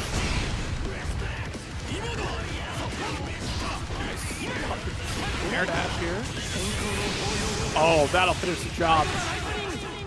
Scambolini going to take that first game in this top 48 losers match. Definitely looking active, doing a good job being able to fight out of this corner, use those normals to great effect. And obviously, fireballs when you can, you want to pepper them in. I feel like TK air fireball can be pretty good in this matchup, depending on how the Goldlewis has shown they're going to interact with it. So, you know, there's a lot of cool stuff you can do for sure. Yeah, there's differing styles that we see across our usual Kai appearances here on TNS. Danny is certainly one of those players that will opt for aerial stun edge here, Taiwanese stun edge as well. Usually zoning in to apply that shock state before closing the gap in this matchup. Scambolini is certainly one of the more grounded Kais that we've seen in this bracket in particular. Oh, jump H would have been a little more helpful than jump S there. Scambolini with a vapor thrust. Oh, couldn't quite close the distance to get the combo there. JS again finds its mark.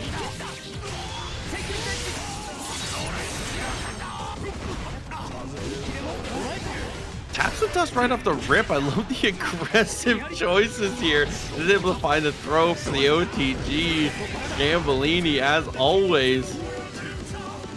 Pedal to the metal, man. Shock state again. Jump dust, don't follow through here. Just gotta push Apho away. Try one more time here. Locked in, heavy stun edge. Food ray for the plus frames while we still have shock state applied. The dash up does get interrupted with the 2P.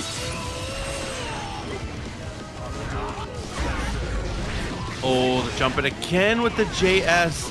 Tries to bait the burst out there. Ends up in a reset situation. Scambolini, anything now, 50 meter, but no, all of a sudden Goldlewis is absolutely back in this.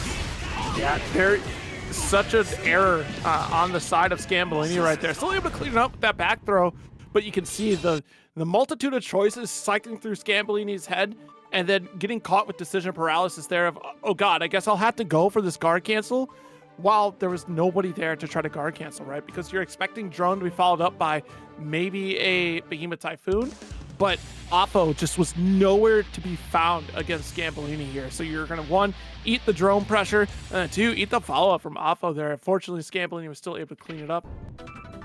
Duel 1. That might give Apho some ideas going into this next round, potentially, trying to mix their offense with drone play. Oh, another way to punish their max distance. 2H. Connecting at probably the highest point I've ever seen Goldlewis. Bro does not stay in the air very long. Locked in the corner here. Perfect guard cancel there from Scambolini. It's a clash. Opts this whole block. Doesn't want to get caught by that far slash from Apho. Trying to get some extra air time. There is no escape from the embrace of an air throw of Goldlewis. Not the cryptid. Paying its rent, making itself worthwhile.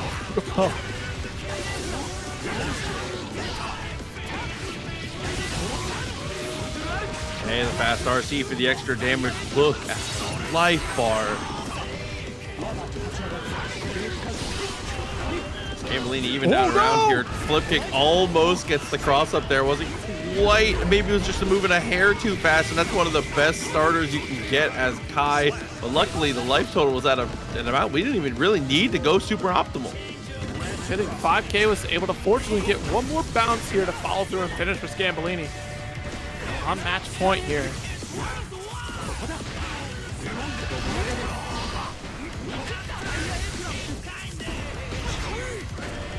Hard crushing a little bit here. A couple Behemoth Typhoons. Get a little bit of breathing room. The White Wild Assault. Whipping entirely, but this is perfect situation for Apho. You should be done. Okay, I mean, we're in this. Apho, definitely looking good. again, it feels like Apho's done a great job of being able to find certain situations to be able to be in control, but just hasn't been able to maintain those situations. It's one of the things I feel like comes up very often and isn't, I guess, thought about enough. It's like, it doesn't matter. You can win neutral as many times as you'd like, but being able to actually stay sticky, you know what I mean? Like staying close to your opponent to be able to continue that pressure that you've achieved from winning the neutral. Yeah, like just being able to actually like grind out some value from your victory. The victory is good damage, but don't you do that to Mudang. How dare you? Mudang is too adorable for that coffin.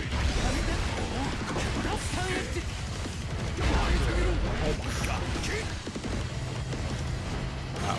Jumping total off the life here. Does that up with a close slash though. I like this idea. Ooh, what a block. Excellent red RC here. Locked in. Nice call out on the DP.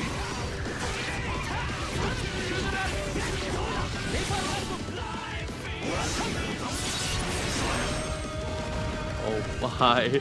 There you go. Kai taking firm control here. Still has half the burst available. Pokes as best we can. Fireball for the shock state applied. I think that was a great example of what you were talking about right now. Winning the neutral, you got the corner swap, but you weren't able to maintain that corner position to get the victory. Because you had all, look at this, like you jail out again. As long as you can keep this corner, see, with that small blunder, push right back out. Like, there's so many opportunities where Apho should be coming out on top. But because of small mistakes, giving Scambolini all the time in the world, should pressure back out. Good cross on the side. Scambolini, I love this burst bend here. Backdashes a couple times to try and buy some room. The drone still finds its mark. Apho is able to completely convert because of it. Good situation there for Apho. The 2H. Hold this HSE.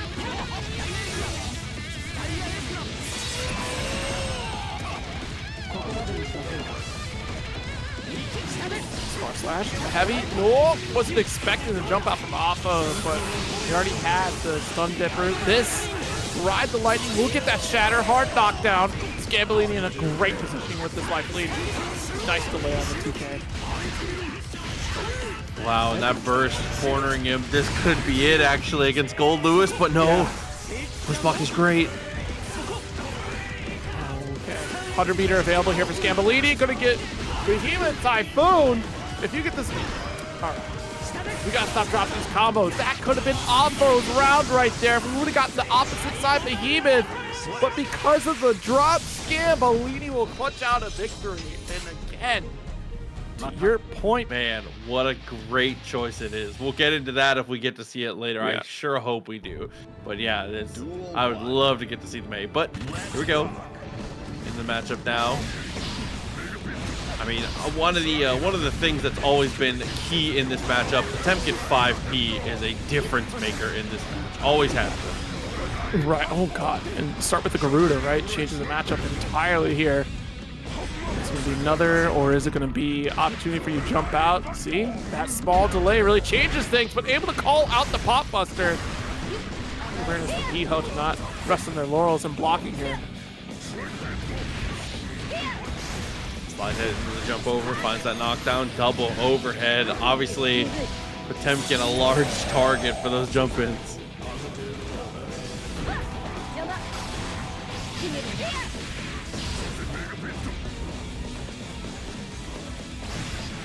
Trying to go for hair car. We do have PRC to go for the extra airtime. Beautiful side slot from Piho to close it out.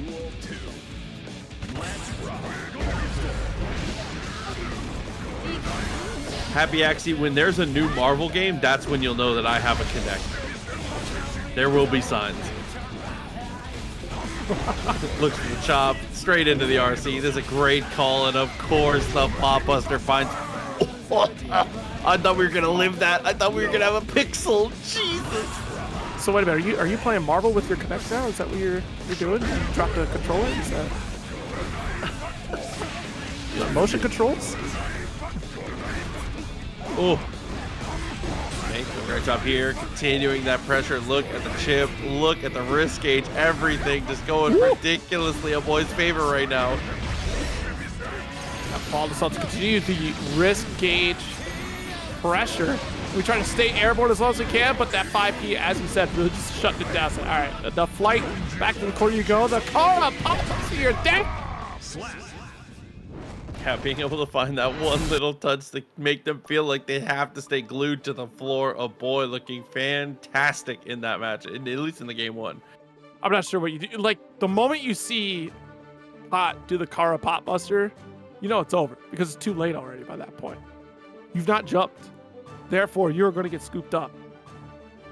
It's almost such like a preemptive interaction that you have to do to be ready for it because, goodness, the amount of respect that Potemkin can command once they get you blocking is that terrifying.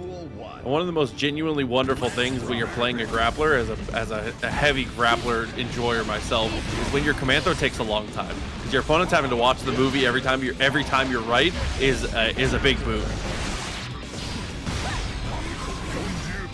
Oh my god, like just like that. You get PRC'd on, he goes straight in for the pop buster. When it lands, you have to watch the entire animation. Dude, there's something about it.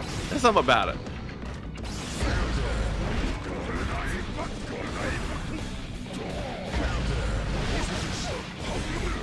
Way here. Oh, trying to go for that hammer fall, but Compel getting Hiho out of dodge. Oh, what a grab. Excellent timing here on the hammer fall. No heavenly pop buster for you, Millia. Staying grounded. Good conversion for the shatter. There's always the danger. All you need is one error, one opening, but Hiho not gonna leave anything to chance here. Don't send it to the judges. Take your kills, get out of this one. Around a piece now.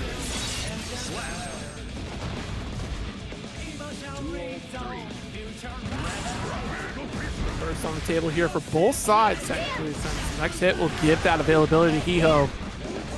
With the Artemis, White Wild Assault, say it with your chest, but the guard cancel gets some room here away from the Garuda.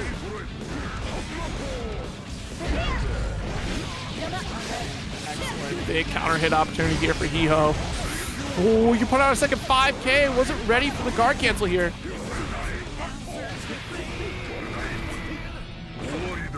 Oh no, it's too late. By the time you see the Kara happen, it's too little too late. Yeah, basically no delay on that one. It's just, it really is just a plink to be able to make it work here. Aboii continuing to do so well. And yeah, I definitely agree. It's the HPB buff feels good in a lot of matchups, but specifically against characters like this that love to be floating around in the sky, it definitely helps a lot.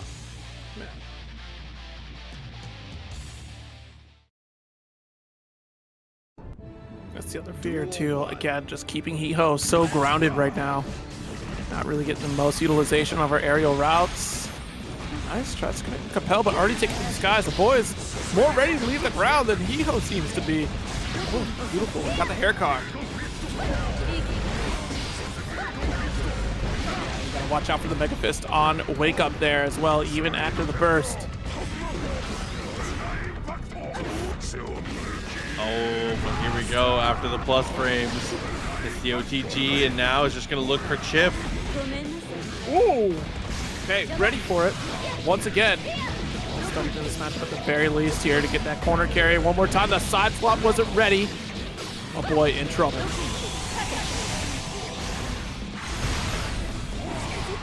Oh.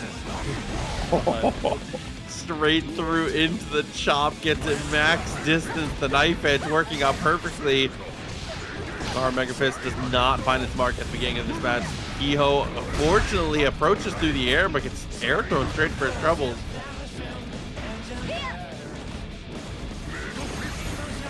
This back here. Try to cash the air to air.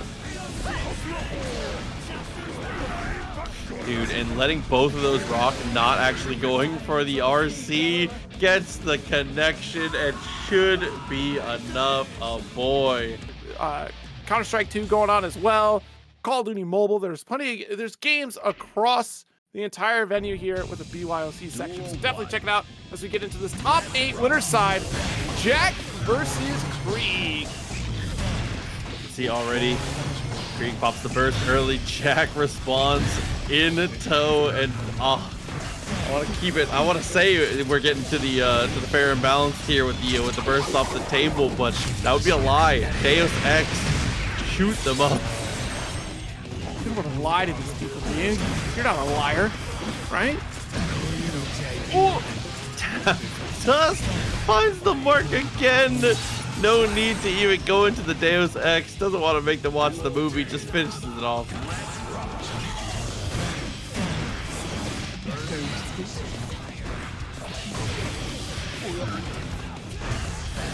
Blast is here. Nice backdash. Again, just avoiding these gunshots with a quick 2S. Get that interrupt.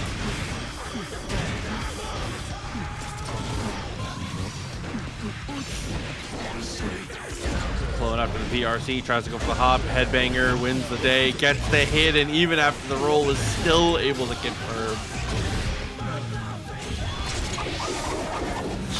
Blast. Trying to catch up a little bit further here. At least take out a round. Down on some resources here, but that tension gauge is certainly going to help things out. 100-meter available. Upward drift just to get a little extra hang time. See if we need to call out the burst. Ooh, had the just block after the 5K there. Confirmed up from Kreeg off the start. Runs up and finds the hit, breaks the wall.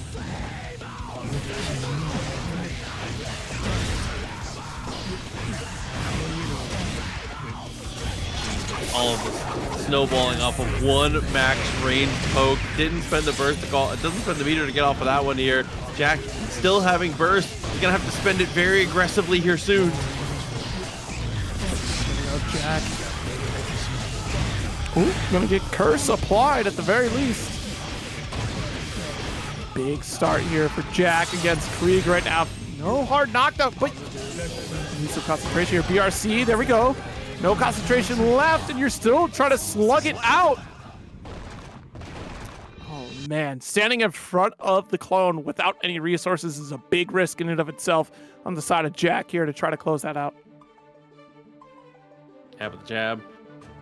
Not quite being able to get there against that 2S. One thing we always talk about for Happy Chaos. I feel like a broken record bringing it up so often, but it's one of the most important and interesting things about the character is that it's very rare to see a character with this type of zoning and mix-up potential who has a resource they need to do it, still be so effective even without the resource. The normals on Happy Chaos are just stellar, man.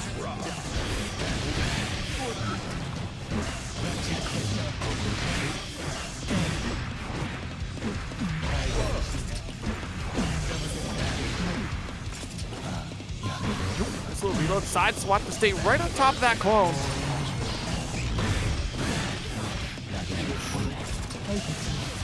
Corner taps the dust, of course, with the gun out. We're easily able to confirm here. Sets up for the slump and continues to maul.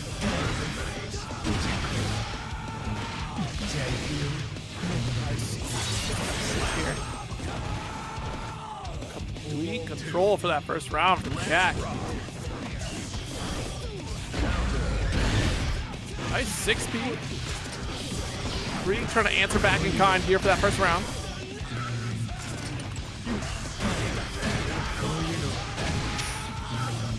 Okay. Comes on through, sets up for the slump, is just gonna go straight through for the Deus Ex. So with that meter spent and the hard knockdown here, guessing for your life is Jack. Does a great job for the first layer, but unfortunately, layers 3 through 17 are still available, still ready, and still able to land. Kreeg looking very good, evening that out. 2S, massive counter hit here. Another 2S and immediate burst, though. Both these players drawing the line with that critical button, as you mentioned before.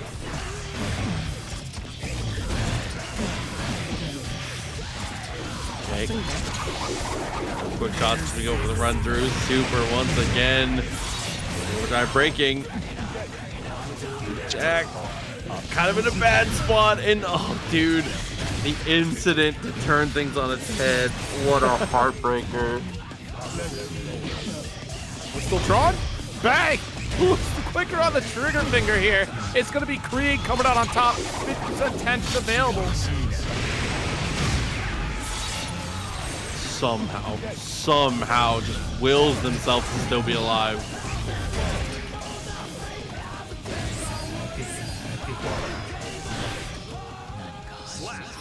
Oh, and a no consequence pest there, especially because, you know, with the meter on Jack's side, I feel like that 2S gets even better because a lot of the times you will see players try to take in a very aggressive BRC forward there to try and apply the slowdown and close that distance. When you have that little life, you have to take a big risk to stay in it there. So as just even whether it was movement or an attempt at RCing forward there, that's just a really well-informed 2S. Yeah.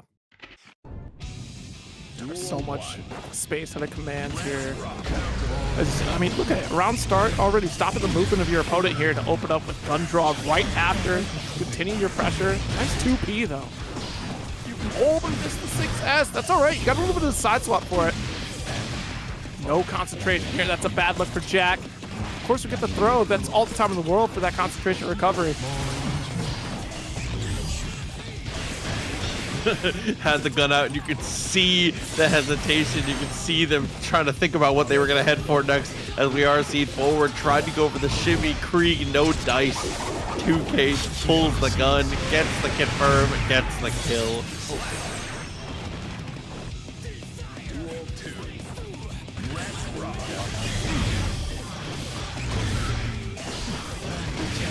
Nice backdash, avoiding that first shot here, but Jack still has to find their way out. Kreeg with a quick little 5P, catching the jump out.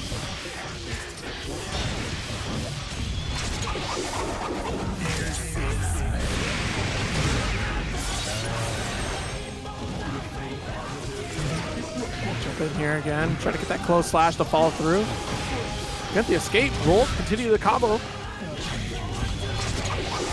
Jack did a great job grinding some value out of that situation. Kreeg caught with no bullets, no focus, no hope, no dreams. Still with no bullets, though, has never had an opportunity to get any kind of reload. Doesn't even get the one bullet back in the chamber there. YRC interrupts it. Hey. First interrupts it.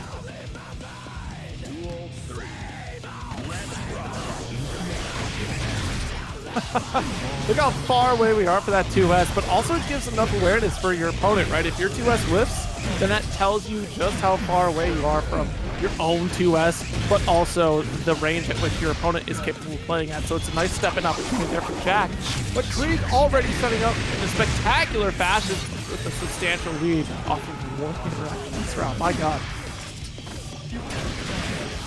Oh, pulls the gun, takes aim, gets the hit. Deus Ex.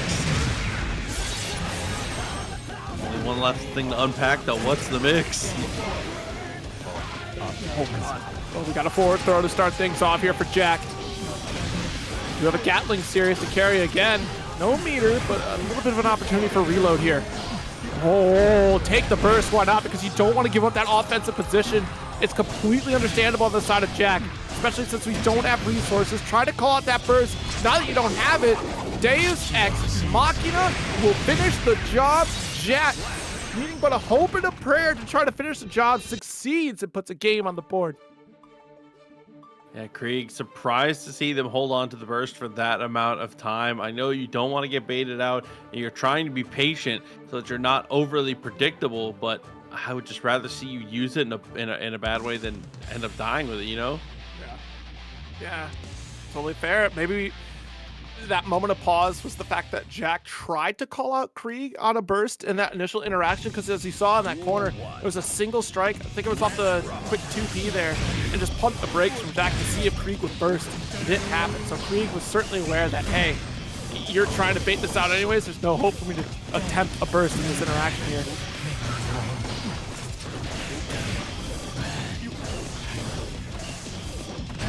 Concentration, just raw normals from Jack for a little bit here. Saving on the other side of Kreeg in just a moment, but puts the gun away to build up as we coast-to-coast carry.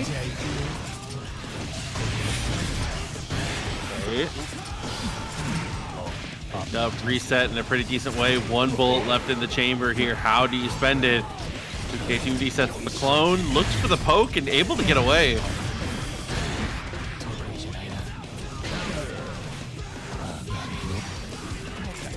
Get out of there. Damn. A safe and simple Jack. Try to push this all the way to a game 5 here. I'm gonna go the length.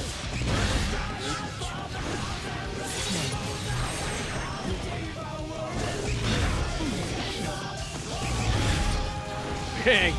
Unfortunately, Kreeg able to pull the trigger a little bit faster here. It's not the first time we see that interaction either. These two just quick to stare off and set up a gunshot. PRC after clone. And a quick call here for Kreeg to try to remain on the offensive. Yet Jack still finds a way out. Tries to pick up off that 5K. Drops a little early. Oh yeah, after the hit of the clone, finds the air throw though. Jack, I don't know what it was about the 2-0, maybe just seeing it on the scoreboard made them feel like they had to make a move, but they have just been turned up ever since that 2-0. No kidding. See how the rest of this runs here as the final game of the first winner semi set of this top 8.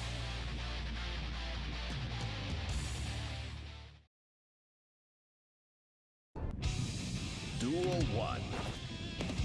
So right off the rip here, both of them choosing to take a very aggressive line. Jack ends up earning the burst out of Kreeg there though, and finds a knockdown straight afterwards too. Ooh.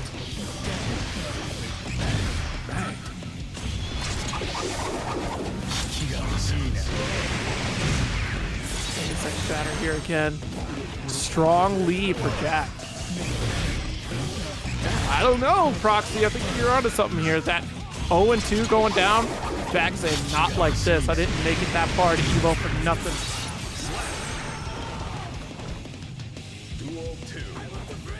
Might be able to just put this away. I think that would be 6 rounds straight as well. This has been a crazy run for Jack. Kreeg. Forward step here. Ooh, missing the gunshot here. Both dodging bullets.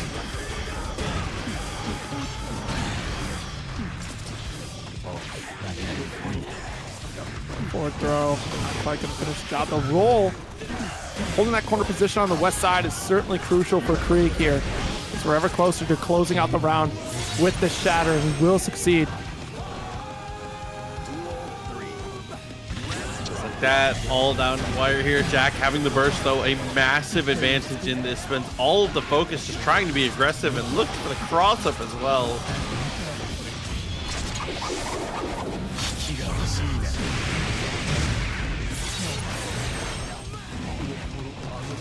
Still got a puncher's chance in this one.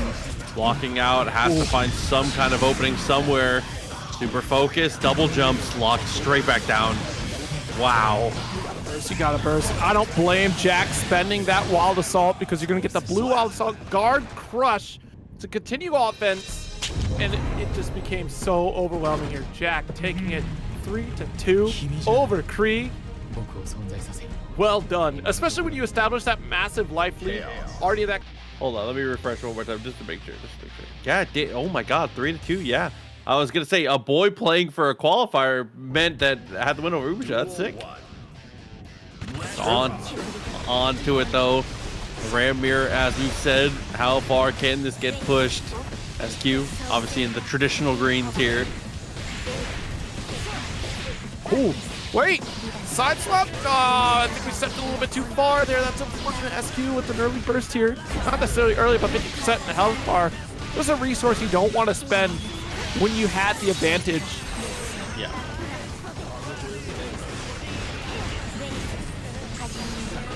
Jump in, throws the sword, nice pressure, but a backdash alleviates a ton of it, and IBFD as well, just by so much room.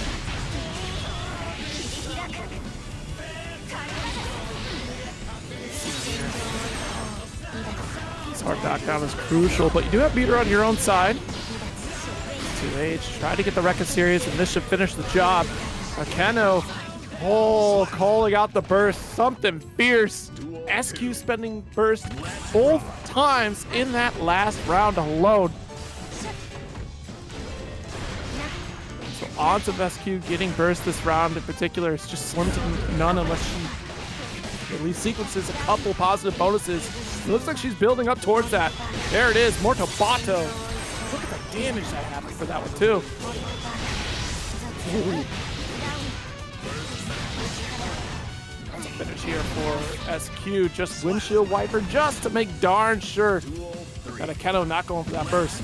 And give us a little bit extra time to build up on that burst gauge ourselves.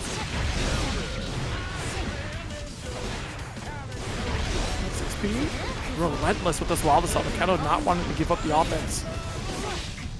Okay, jump back P. Trying to recover some of that risk gauge while we're at it.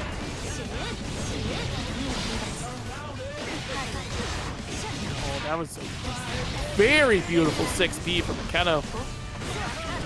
Lifting the throw, that double jump from SQ, pretty high up there. Shatter, windshield wiper for the damage. Lead is in her favor.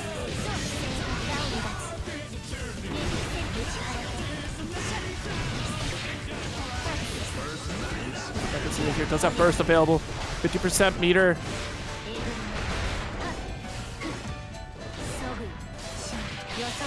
Whoa, the throw! That was such a funky animation for that there. It looked like SQ had avoided the throw entirely, but I wonder if we put a button on top of the windshield wiper with 50% tension behind it. SQ, she was looking to close that out, and we certainly do.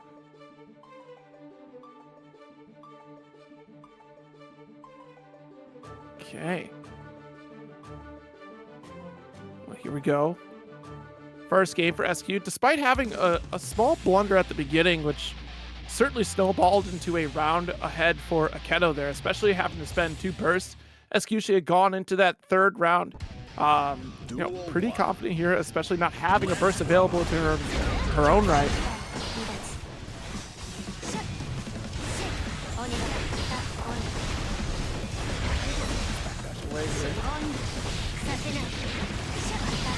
Didn't quite find the mark on that wild assault here, so Akeno will get that throw. There's a lead available in resources for SQ. She still has to F2. Ooh, the cross up. Akeno opening up SQ.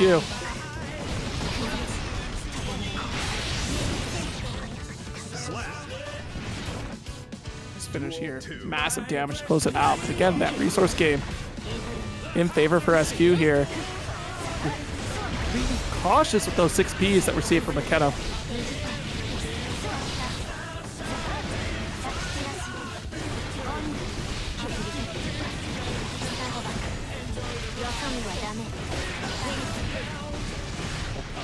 Blocking 2K. Cautious with that corner. Hold on. Crossed up. Q with the hero burst, but she is down to her final round here. Max range, the jump in will get 6P.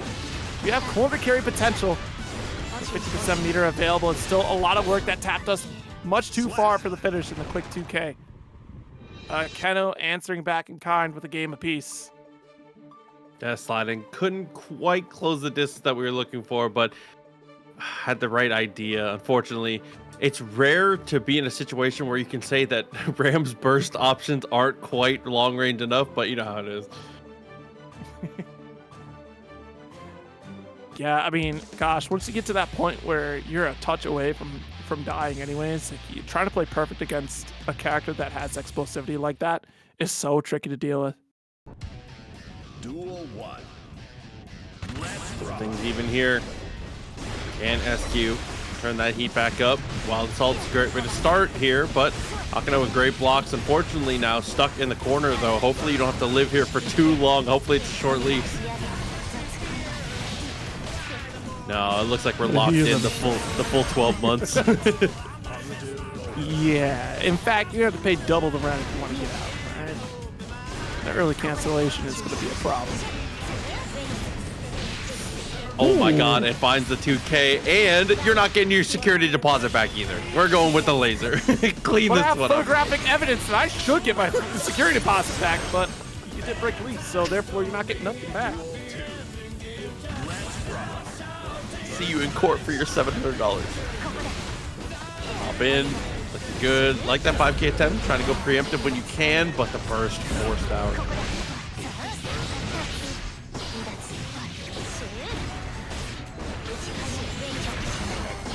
Burst. Out.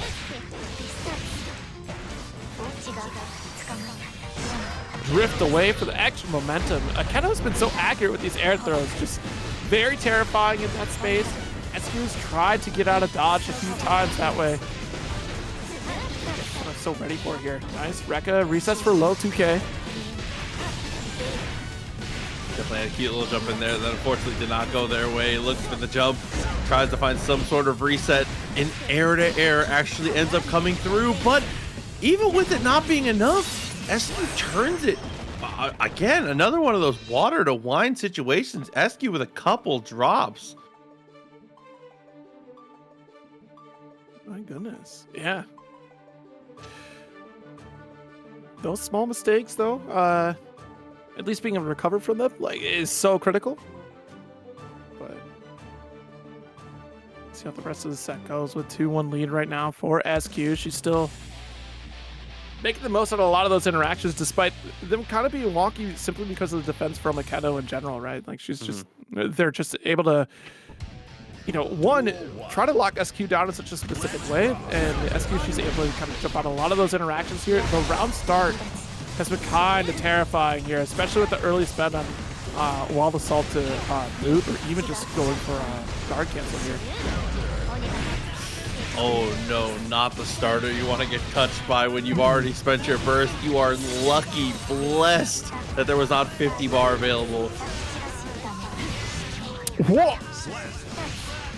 Smart. Yeah. Catches that back dash a little bit there too, the startup of it rather. Dude, people use RC out of block stun like that, kind of like how you use wave dash out of shield in melee, and that's just super, super fun to get to watch. I love that. I'm gonna try to understand what you told me about. That was sick. Just know that it's sick. Just trust me. Someone in chat will vouch. Push through, very nice. 50 meter almost built up. Wow. No! And after SQ has a great grind of a third game, Akeno comes out with that thing that says put it in the bag. The robbery of game 4. I'll hear say, what if it was faster? That was the difference, right? So game 3 was on a traditional hard drive. Game 4 was NVMe. Yeah, I was gonna That's the say. difference. Duel 1. Let's rock.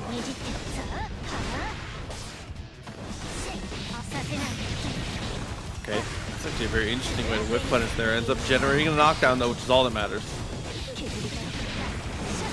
Right back. Stand up for me, please. Oh.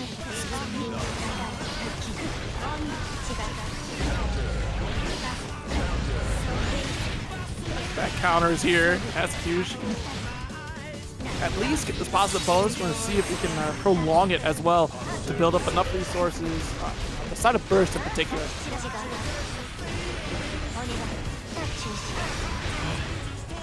Okay, RC pass, still okay though, gets the jump in. This is huge.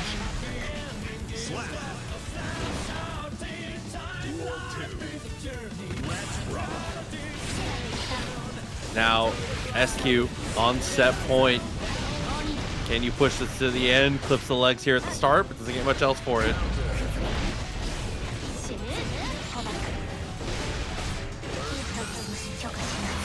RC forward, ends up forcing the burst.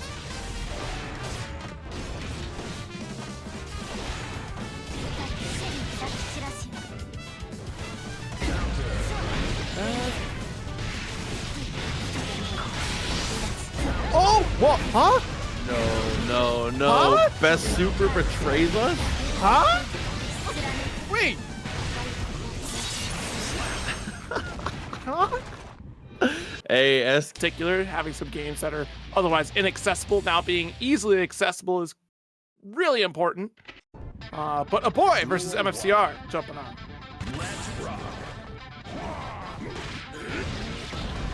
Red start, tries to go for 5P. That cross Dude, those little crossovers where you don't quite go all the way through are so dangerous against Potemkin, especially, obviously being a very large target for it.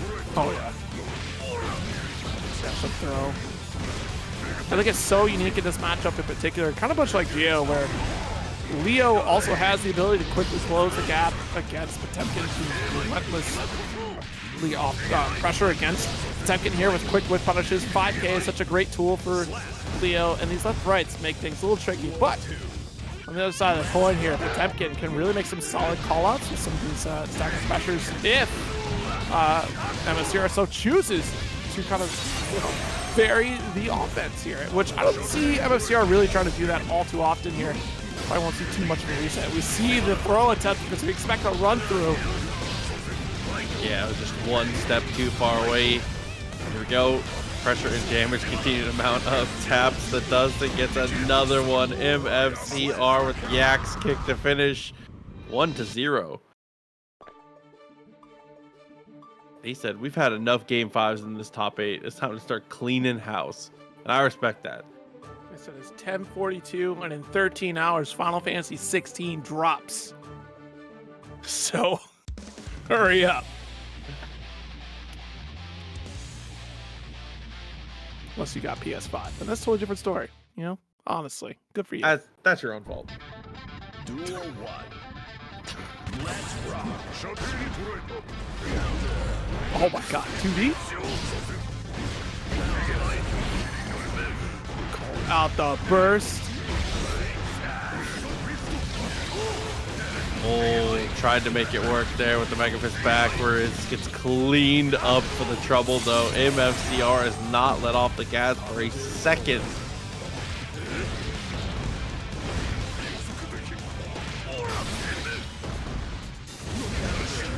Jesus, max range. Wait a minute, you trying to throw?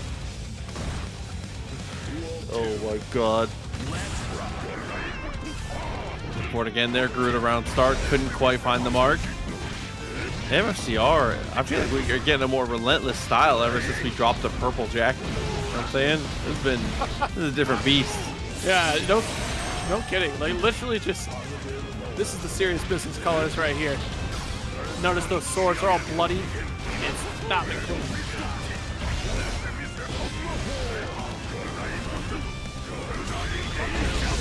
I love that. God. Do not deal with Garudas. That is one of the toughest things about this matchup. If you get into a position where you're having to block multiple Garudas in a row, that's where every matchup goes in favor for Potemkin, and this is what you start to see. It's so funny, we went for guard point right there. You tried to back Mega Fist? I got a fireball.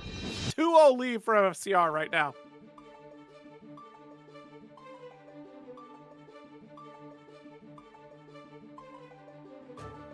Holy moly. Holy moly. Will City of the Wolves replace KOF? We probably will still play both. I can't give you any 100% confirmation on the scheduling we're gonna do. I would guess maybe alternating, maybe one of them goes more often, the other one becomes like a monthly. That's a duelist question. There he is, duelist, my king. Hey, I don't like that cop. You know who you are. Oh.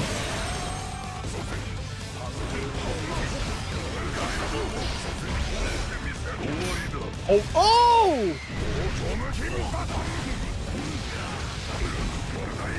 Pro Slash found the mark. DP just barely.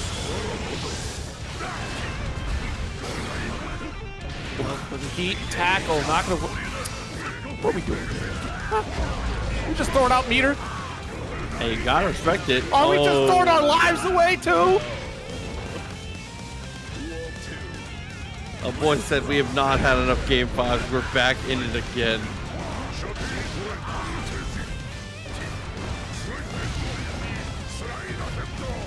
So back dash here. Dash up 2D. Like I said, being able to close the gap against Potemkin very quickly with punish. Bust. Where you going? This corner is yours. Yeah, back to the corner, unfortunately there. HPB is very good in those spots, though. block. Trying to go for a cross the leg, just couldn't succeed. Jump heavy, not quite able to finish the job. The close slash a little bit too early. Aboii gonna get the side swap. Just lock it down. Yeah, that sequence just feels inescapable. It is just a guess that you're never ready for as you land. Aboii with an amazing setup to find the pop buster. Simply jump again. Do it. You won't. Just jump again.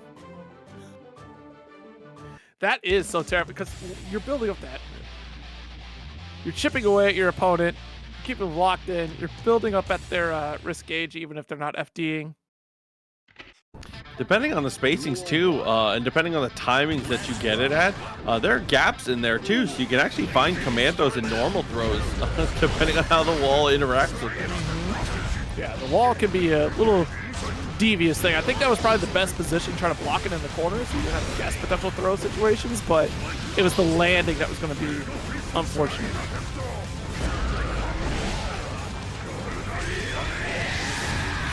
Oh, mistimes it, but super ends up working out very well for MFCR. And that wouldn't cancel either, that's confidence.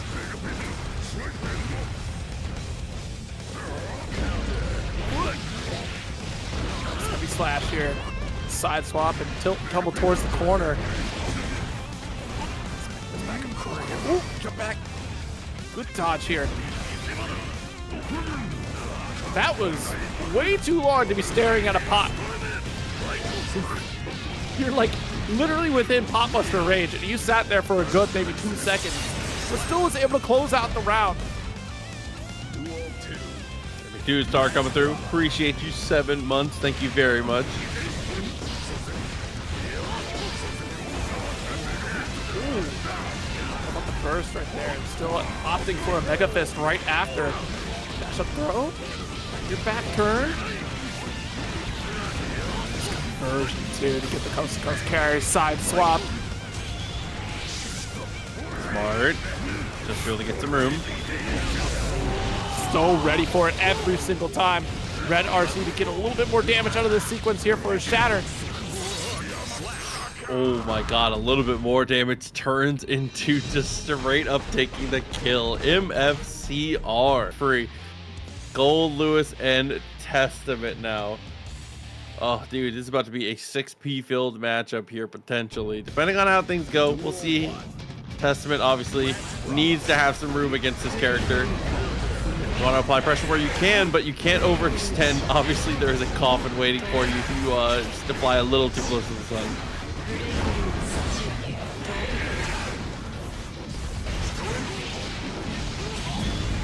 Oh my goodness, already got our super available here.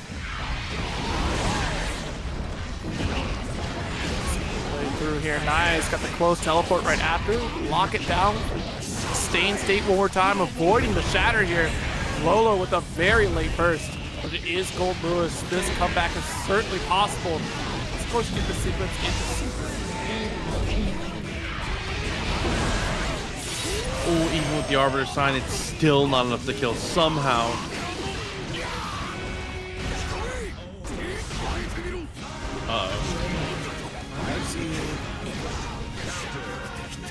XP. Just, hey, buddy. That's 60 animation. Jesus, that bar slash. Massive counter hit here. Early burst for SYMPHUUKAI on that one. Now, locked in. Griffin 6P. Pretty decent there as the poke out. Tries to go for the jump over, but Testament 6P, you already know.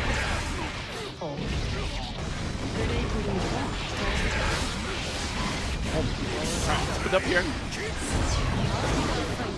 Sign covering several lanes of approach here. Of course, SYMPHUUKAI had that game plan earlier when we saw them previously. Aerial routes secured, but this not quite finishing the job, but very, very close. 100 meter available here. We're trying to bring you ever closer. Teleporting, trying to avoid the laser that will chip you out. didn't get the open that we were looking for. It was a throw attempt that SYMPHUUKAI would have wanted there to avoid the chip damage. Lolo doing the smart thing and just neutral jumping, knowing that, hey, you're gonna have to block this anyways if I take it to the sky. Oh, and applying the stain state actually interrupts the attempt at Skyfish there. If that lands, we close a lot of distance, but unfortunately, we're back to the same song, same dance. Lolo is getting just bullied in this corner.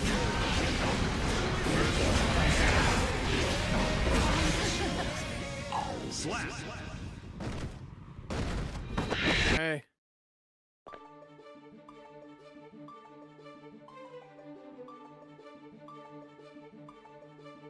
All right, nice first game here for SYMPHUUKAI. Definitely has applied that corner pressure incredibly well. Played super risk adverse as you should, and it feels like they're floating enough resources to where even when they're put in positions where they have to play overly defensive, they have really quick ejector seats to be able to get out of those spots.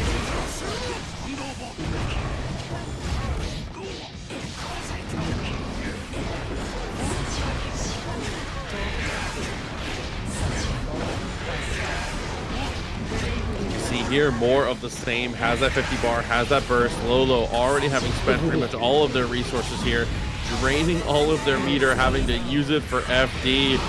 Just nothing to really spend to be the aggressor. Look at this. Very relentless on the offense here. Strong lead. Jump dust, of course, will blemish any perfect record when it's coming from Goldlewis in particular here. SYMPHUUKAI probably so close to that perfect victory, but still taking that round.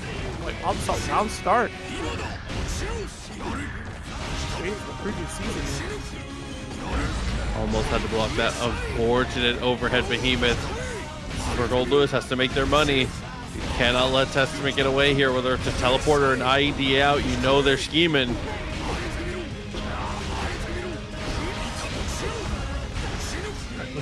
I mean, certainly going to hold on to this burst gauge. It's got to be, again, we almost had that perfect round last round in particular, so it's not out of the realm of possibility for SYMPHUUKAI here.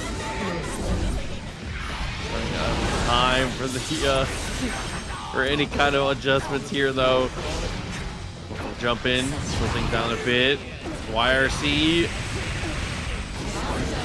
Nice far arbiter sign here. Good holding on to the FD. Low Grave Reaper. SYMPHUUKAI trying to zone out against Goldlewis here. The teleport, the 2P clash. Scary here, and no tension available for Lolo. This is all chip possibility here. And the Skyfish able to connect. So you gotta know in a spot like that, Goldlewis is gonna reach for the gun for sure every single time. The LMG is well hidden, but he's got that thing on him. Oh my god, look at that wall falling sequence there from SYMPHUUKAI to push to the corner. Already 50% life lead. So, it's a really offensive burst from SYMPHUUKAI, but Lolo with the late defensive one. Damage has already been done. Ooh! Nice range on that Behemoth Typhoon. 2P anti-air. We tried to maintain a little bit of extra flight time with that in-place teleport from SYMPHUUKAI. Lost so much ground. Look over that flyover. Was definitely potentially clean. 6P finds the mark. Goes for the jump in. No time to apply the stain. Unfortunately, the upward fireball put that in an awkward spot. Empty jump throw, and you die for it. Yeah, here in the corner, the pickup with the Skyfish is so clean. 1-all in this set. And what looked like a strong round start here for SYMPHUUKAI. Lolo still able to close it out.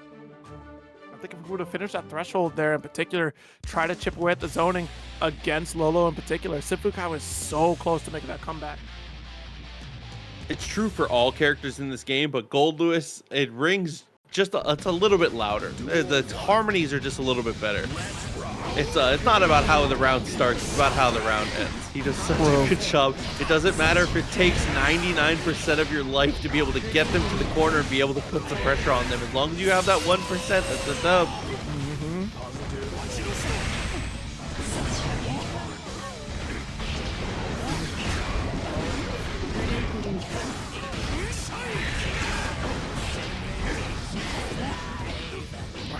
Okay, a couple of them here. Staggers, and again, strong round start here for SYMPHUUKAI to come into it here. No burst available, at least at the position that we're in, right? Because we finished this out.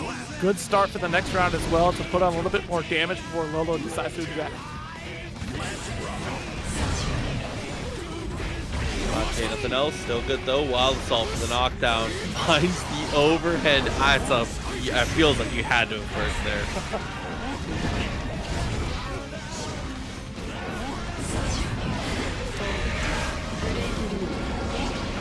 Nice. Front quarter.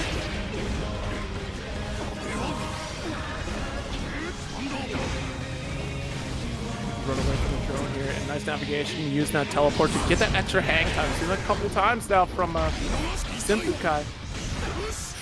Oh, push the behemoth block. Second hit, not so lucky. Third hit, more the same. Tries to double up again and again and again and again. Things are starting to add up. Hits and chip and throws. Oh, God. Touch, huh? All that we need, the 2K. It's about how you finish it, like you said.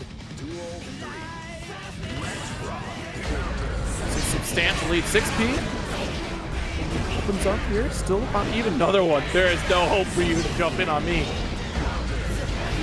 Yeah. Continues to leading the hope here. The succubus activated. Arbiter signed for a little bit of extra damage. A bite out of crime.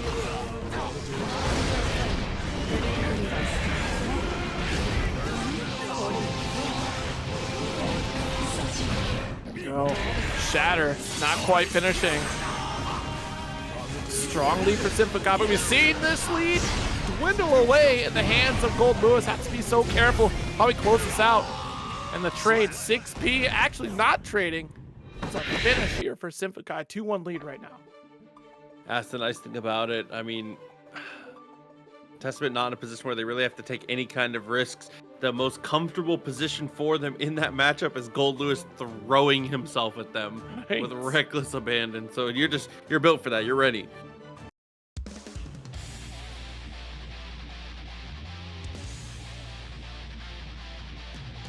Well, here we go.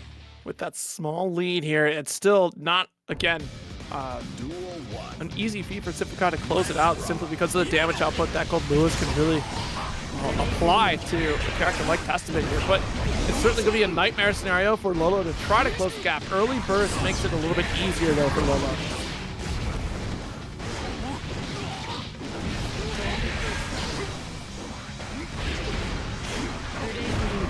They like activated that upward fireball. Obviously very good, but unfortunately it's in a spot where you can't really follow up to try and apply stain, but it's still well worth it. It's a great teleport spot.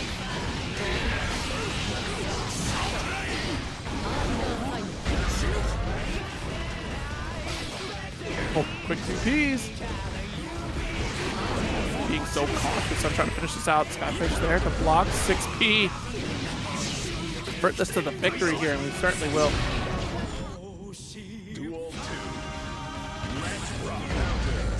Down to finish. This would be, I believe, our first non-game 5 of this top 8 so far. No boy, MFCR was close, but not quite. Go. Chipp came out, extra damage. Lolo in a terrible spot now, guessing for their life. Charged us with the stain, was so cute. Oh my god! What did you open up for, SYMPHUUKAI? Rage does get the wild assault to hold the corner. YRC does get blocked. All right, going to this extra round burst. Not the worst position to be in. 50% lead on that burst gauge against Lolo. Plenty of opportunity. Good defense from SYMPHUUKAI. Not opening up quite yet.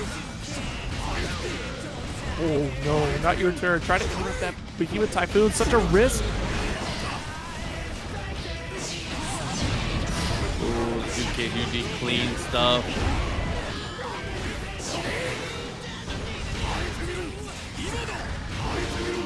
All right, the tap dust a little bit overwhelming on this offense here. Lolo tying it up 2-all.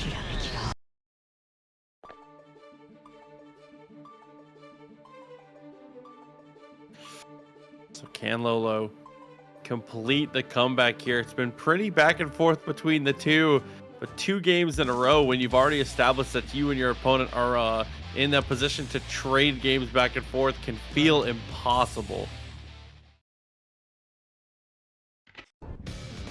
Duel 1. Let's rock.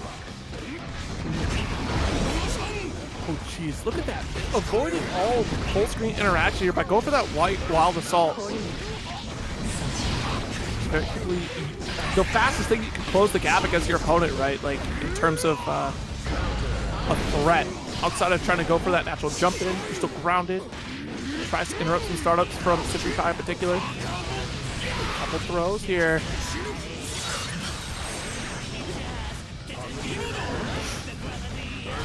Back for this time first. Back for both players. Stain applied. Arbiter sign attempted. Who cares? We got a behemoth in town. Taps the dust as well.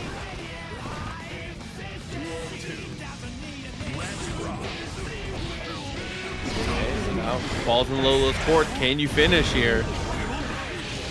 Nice, just a speed corner carry. As much as you can before that burst starts to get sped from Lolo. That's a beautiful route here to get another sequence of positive.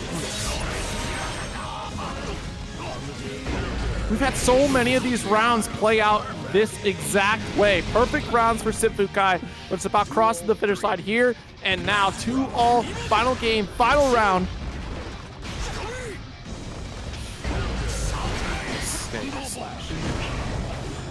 Step back was definitely very good. Trying to protect the teleport spot there.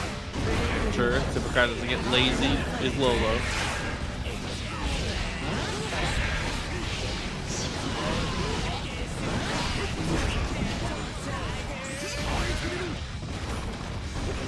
Forbidden super dash. That can't be how this ends. Gets the throw. Oh no!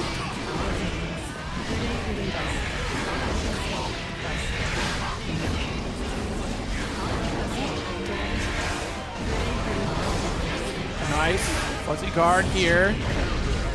Oh jeez. All right, big counter hit. This should do, and it certainly will. SYMPHUUKAI will clutch it out. This final victory here. 3-2, advancing to the quarters against Akeno. Go to the opposite side of loser side top 8. It'll be Kreeg versus MFCR. Yeah, see how MFCR is able to do it here. Obviously, going to the gun is a very tough task. Right off the rip, you can see Curse is applied. Goes for the clone very early to try and set that precedent.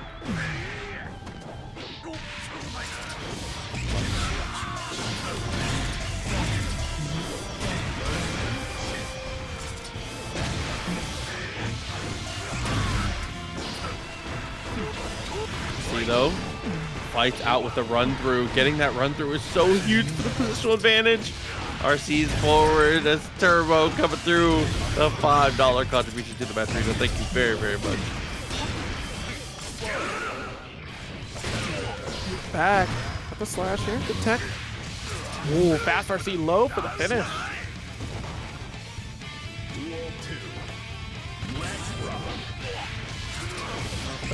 Let's get our launch going here.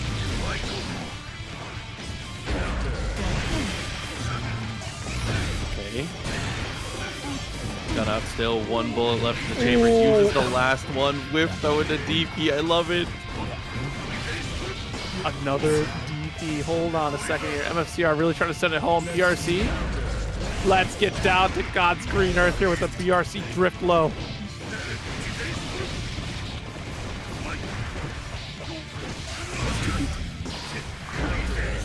Oh no, you tried to shimmy, you got a little too overzealous there. Yeah, it doesn't matter what the change of notes will say, as long as that DP is able to be used, MFCR is going to go for it. But Kreeg with a great answer to start us off. That's 1 game already in the books.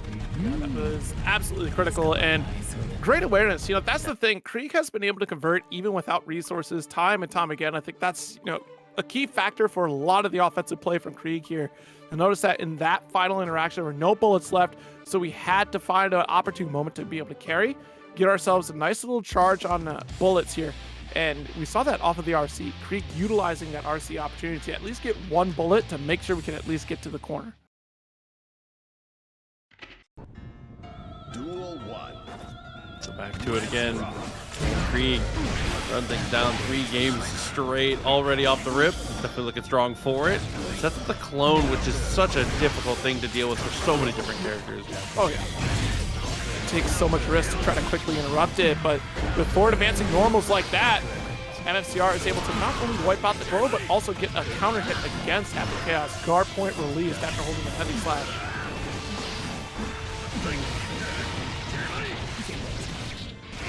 Turbulence finish. I can't believe it. Killed. Okay. Duel 2. Let's rock. Whoa, strong poke off the start.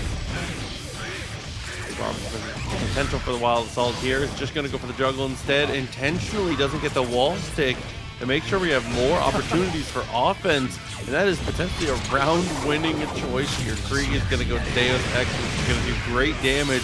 And because of that reset and because of how Kreeg attempted to go for it, MFCR is on guessing for their life now.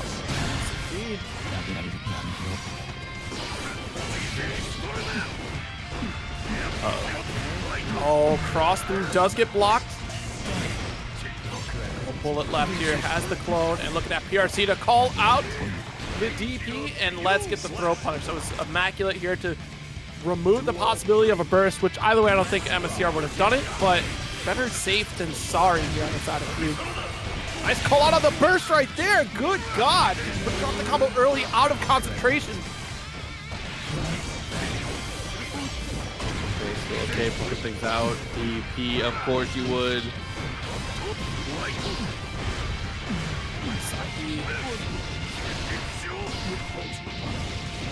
Same side. It definitely was crossing through. That is unfortunate. Kreeg opens up.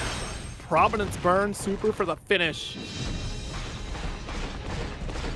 MFCR, unsurprisingly, not going into the night quietly. I still believe he's one that can be helming the ship and being able to secure victories. I'm sorry, that broke me a little bit. You said not going into the night quietly, and I just, for some reason, imagined MFCR just running through the night, just high-pitched screaming. Not implying that's exactly what MFCR would do, Duel 1. but it's the first thing that popped in my brain.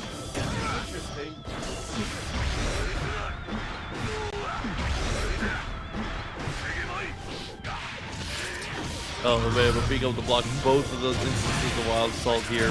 First, already pretty much back at it again. Kreeg grinds out a massive advantage off the back of just a patient defense right off the rip.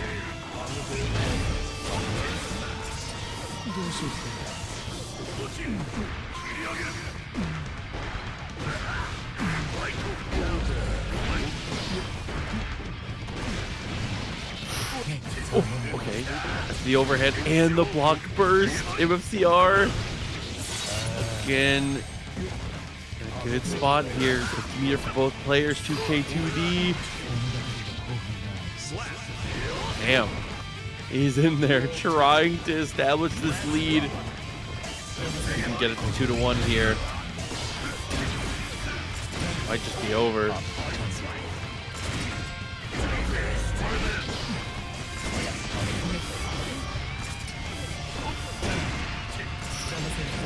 Pressure in that corner here. Got that clone to save yourself for a little bit. Oh no, try to 16.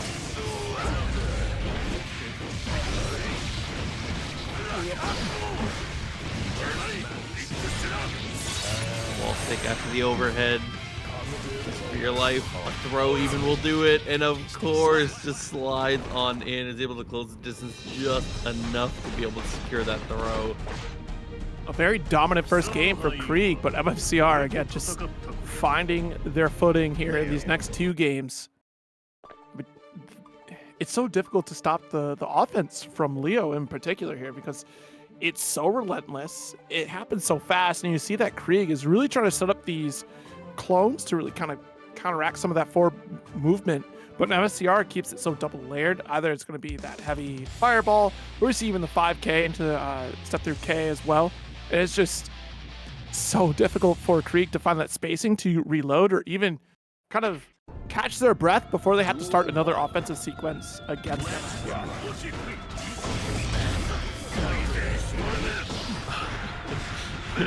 Not only just from the theory fighter of how they're interacting in neutral with these things, but starting your own offense against this guy is also difficult just because you know that the reversals, his timings are so good on it.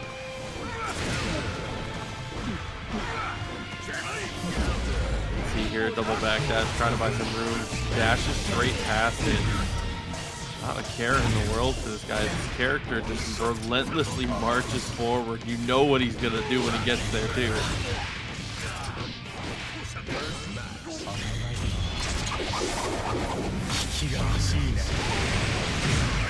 See if we can still establish at least a little bit of a lead. Buy us some time to get a little bit on this positive bonus. Clone set up there, calls out the DP. Nice throw. Honestly, at this point, just never surprised. High potential for the game 5 here. DP after the 2D whiffs, though. A great anti-air on the guard point stance as well. Uh-oh.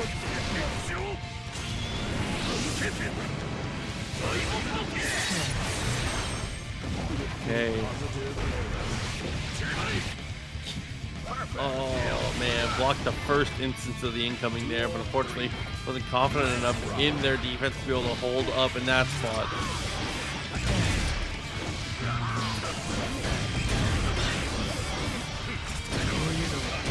Draw, nice tap dust.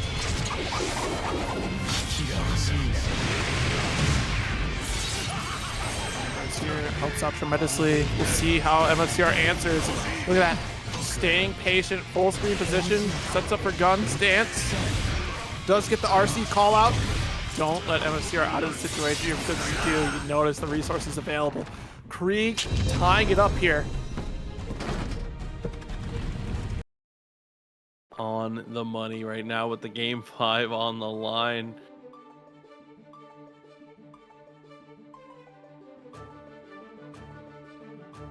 Okay, so a small step off and a small step back on. No character swaps expected between the two, and they do not. So here we go. As we said, game 5 now. Can you make it happen? Duel 1. Let's rock.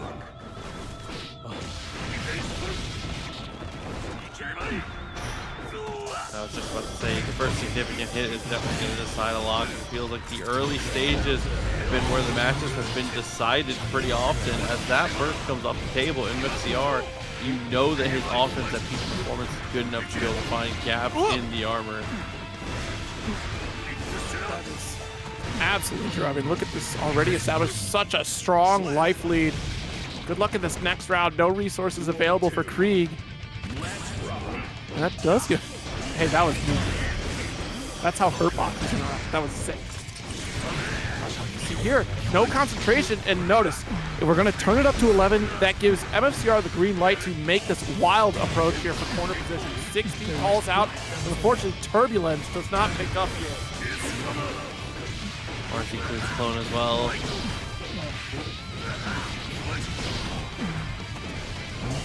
Oh, too far for the overhead twice in a row, too far.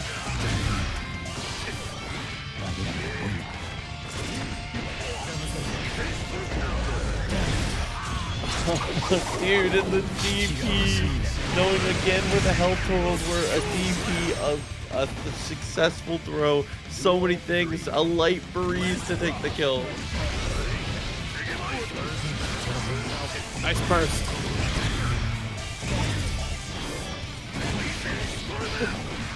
You run up at me with a gun on DP, I don't care. Nice tap dust. Nice pick up. Ooh, got the cancel at the back turn throw.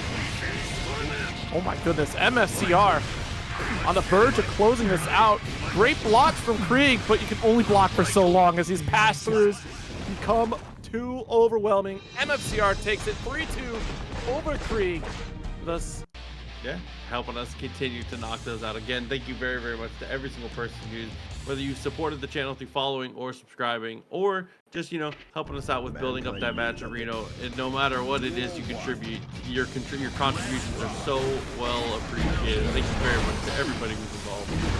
So as you said, the big matchup of this losers quarter is going to be SYMPHUUKAI and Akeno. That Ramlethal, you're not out of the woods yet of the characters here at this top 8. Rams available, but nice SYMPHUUKAI with the teleport close slash. Able to convert this super.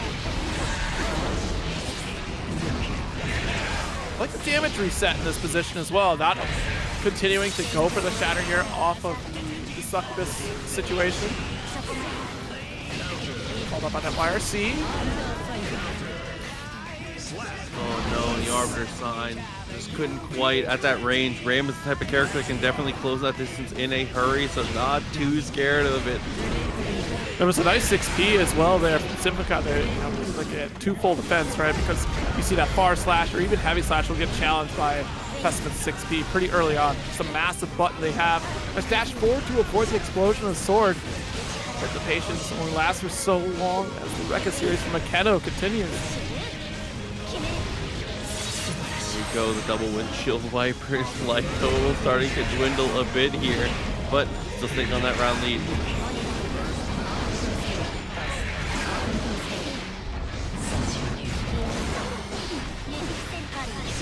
Ooh, has 50% tension, so able to cancel that continued pressure.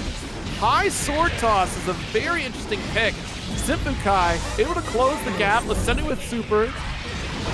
This will shatter here. Still alive. And oh my god, not for long. It's chomped on the top of the head, and the round goes through. Very nice stuff here.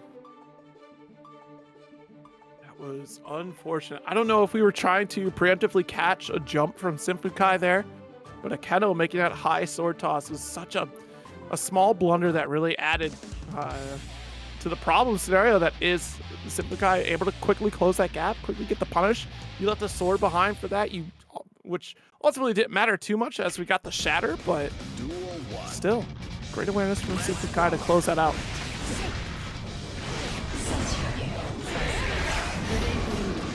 Go back dash here, dash up with the 60 burst just for momentum there for offense to try and keep control of the screen. Smart stuff. Nice 6P interrupt again. SYMPHUUKAI so active with that. These bar slashes from Akeno constantly getting shut down. It's at that mid-range too. It's not so close to the face of Akeno. It's that very preemptive situations. Again, that's just a part of the style of SYMPHUUKAI. Okay, the air fireball shoots. The crow just barely connects here. And that's able to convert fully into the kill. That crow like securing that knockdown and securing the actual lockdown afterward was round winning again.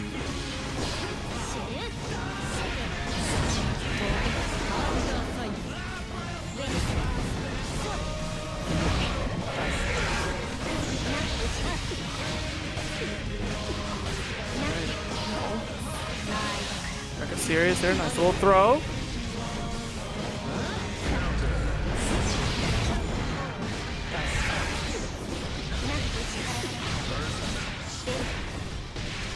And, you know, it's one of those rare rounds. Find the hit, completely run things over. Doesn't matter how smoothly neutral goes, how nice you feel like you're doing. One good touch. Oh, yeah, absolutely. On the other side here, certainly on the side of Ramlethal. But Testament can really start to snowball against any character, given the space to do so. Stay in the teleport, blinking, you're gonna miss it. Nice launcher here with the Grave Reaper.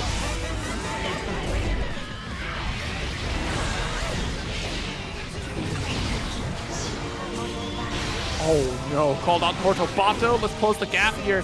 Shatter finish. SYMPHUUKAI complete control here. 2 games up.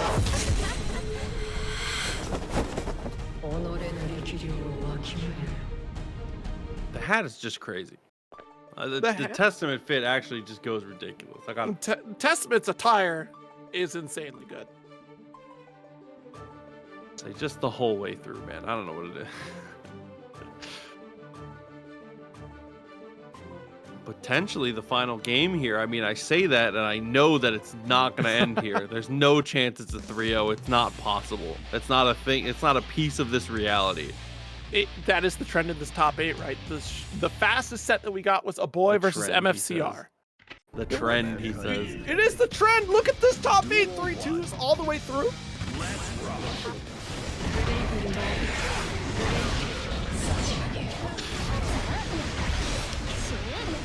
No, that was a bad teleport here. Ended up in the corner, but still okay. Somehow manages to another water to wine type situation there. Felt like it was supposed to be over. Oh God, sniping out windshield wipers very quickly with that stain. That is so fortunate there from SYMPHUUKAI.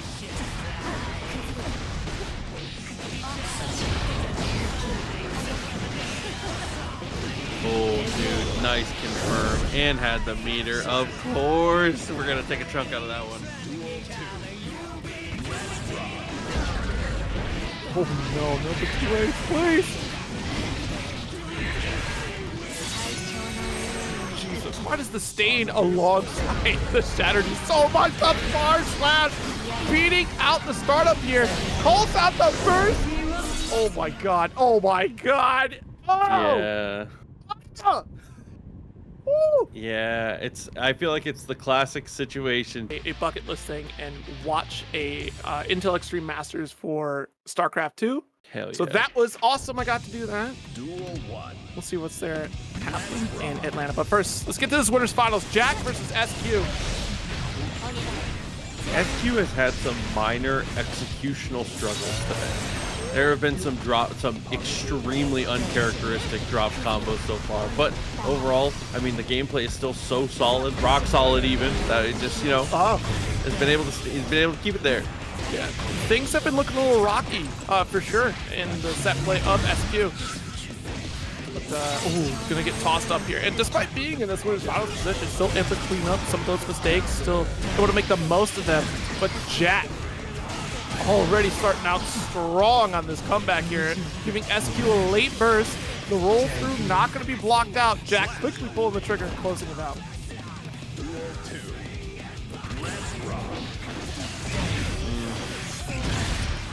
No burst for either player here. It's taking so much damage off of this. Has the 50 meter for the potential deflect shield. Instead, tries to swing Jack with a cute little whiff punish, but doesn't get the full confirm.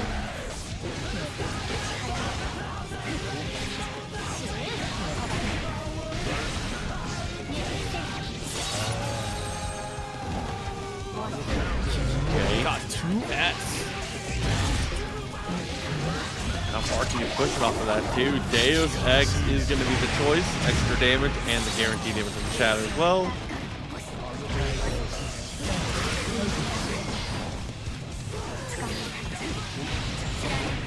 Oh no, the forbidden tri-jump. We're still alive. See how this works out. Still got that final touch here. Red RC. Okay, tries to pin it up against the wall here. Yeah. Oh, what? Huh? So brave. So profound. I mean, those are the type of defensive choices you have to make. You got to be aggressive when your opponent gives you the opportunity. If you dash too far after those in the corner, there is that big gap before the explosion. And it was the final hit that Jack literally needed just a sneeze to close it out. We found success here. Duel 1. Let's rock.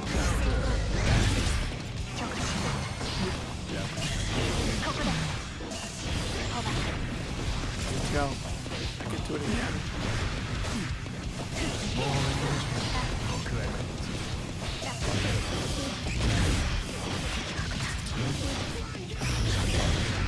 Okay, applies the curse, breaks the wall. SQ again, pretty tough spot here. Activation with this PRC.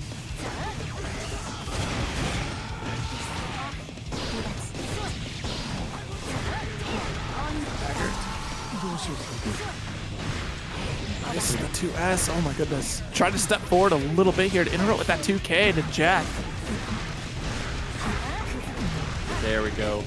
Mito on the other side of the mix-up now, trying to go for that 5K, trying to jail as best we can. Oh! What a sequence from Jack just to make sure we get the shatter. Not quite killing, but man, oh man, was that close. You can just zone this out, trying to chip away here. Plenty of resources, and once you catch SQ committed to that FD, sneak in with that throw. Good call from Jack.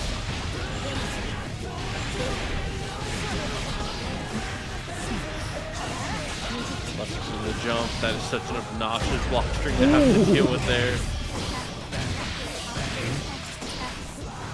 Quick 2Ps here, no concentration though. SQ is certainly going to capitalize on this.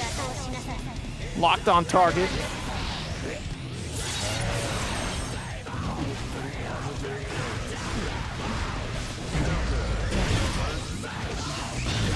Nice roll. Trying to make the most of the sequence here. Full reload for the super. SQ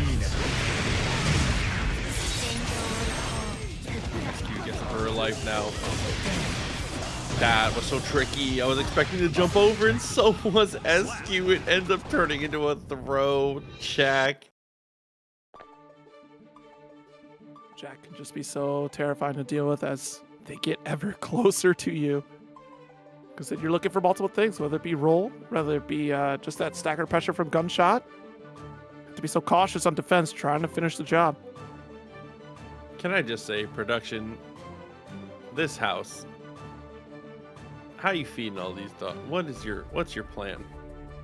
What's your plan with all these animals? You are not keeping them.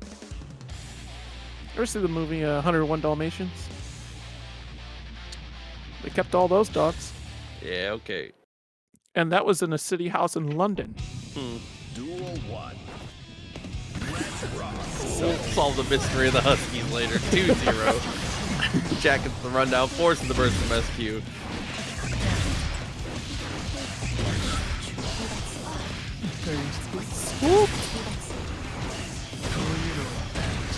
Good blocks here from SQ. She survives the tap dust onslaught. Quick 2K interrupt to push out of the corner. Thought we were going to get another one in that end sequence. Oh. Luckily, still alive out of this. Jack finds the hit, finds the follow-through, wall stick into the kill. SQ is in a terribly compromised position now, but luckily has that full burst. First out, immediately Jack trying to establish a round lead here. Pretty close in resources right now. Oh my goodness. That's what Pogo Hot Jump 2K.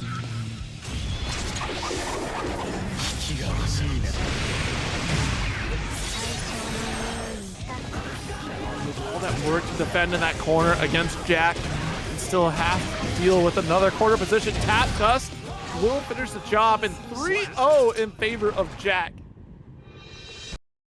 Yeah, I mean, Jack. Sources in general, like, oh, I'm out of concentration. All right, cool. Well, then I'll just unload with all normals.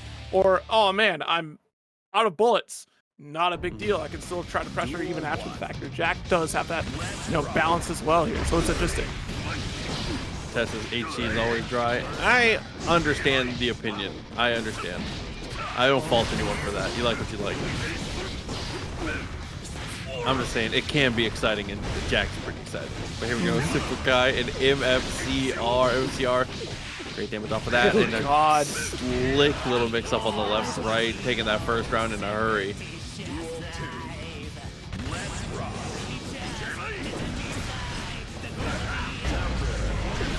Delay on the heavy slash series. Slightly huge for MFCR right now. It's all you can do. 5K interrupt here. You got that distance you're looking for. See how MFCR tries to navigate. It's not a matter of if, it's just a matter of when on the side of Leo. And there it is. Reaching across the aisle there to be able to find the hit. Trying to close out this game with one more hit. Tap Dust actually doesn't get the kill. Trying to call out that burst.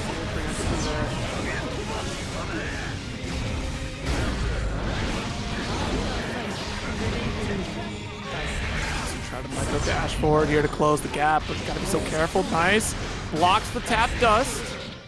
But heavy slash, are you kidding me? Yeah, a small hitch on the way through, but MFCR doing a great job. Keeping it active, doing very well. SYMPHUUKAI still in it though, keeping it very close across a multitude of those rounds. Obviously, there are some rounds that sometimes, as we all know, Leo's gonna find the hit. Things are gonna get messy. You're gonna get 2D'd twice. I just, I don't know, man. Duel 1. Let's rock. Yeah, forward advancing 5K. I'm surprised I didn't see that far slash from SYMPHUUKAI. Bring up 6B. It's usually like an okay button to start with here.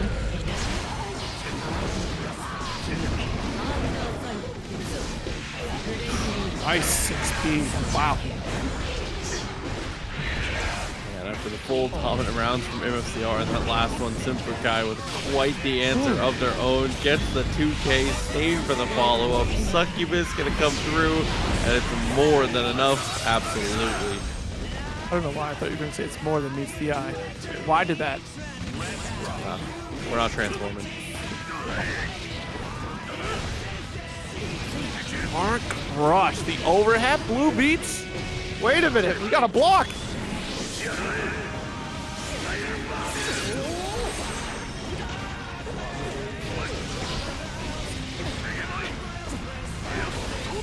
Again here, side swap does get blocked here. Also plus frames.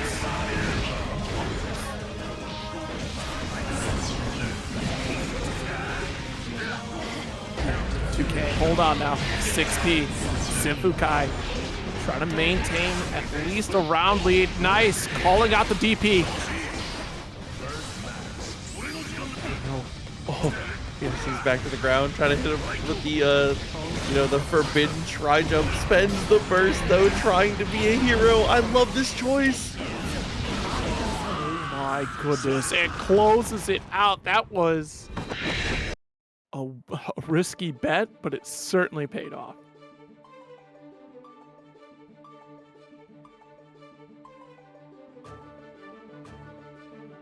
Hey, when your opponent is living and dying by the sword, being as aggressive and making choices as quick as they do, sometimes you have to meet them straight away. I think that's fair.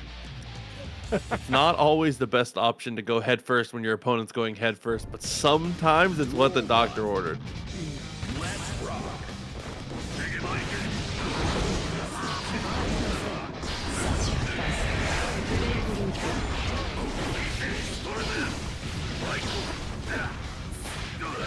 Scooped up.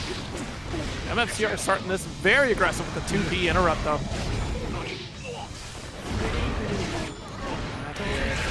Trying to keep MFCR away. These far-reaching normals as best as you can. Jump heavy will still hit. Nice burst. Still, again, trying to reset that gauntlet and that DP. Not going to catch SYMPHUUKAI reaching too far. We've seen that before. We stagger our offensive pressure here just enough to leave a gap where we can defend. Oh my god, that's very, very tip. I don't know if I've ever seen that normal hit from that long of range.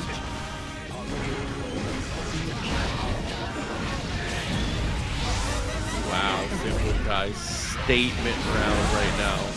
Arbiter sign, low variant. One little pixel of life left. Burst because of the stain state. And I appreciate bursting there because you want to try and do something aggressive to not have to deal with the stain state. But very naturally, jab, big delay into one of your other normals will be able to pick that out. So that is just a very natural burst bait from SYMPHUUKAI there. Yes, indeed. All right, going the distance here. SYMPHUUKAI taking a lead again.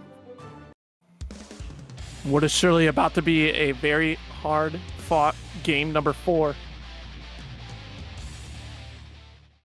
SYMPHUUKAI, I'm starting to believe here. MFCR in my mind was coming in the favorite right now, but SYMPHUUKAI's gonna play like this. I might change my mind a little bit. Nice. 6 feet full distance here.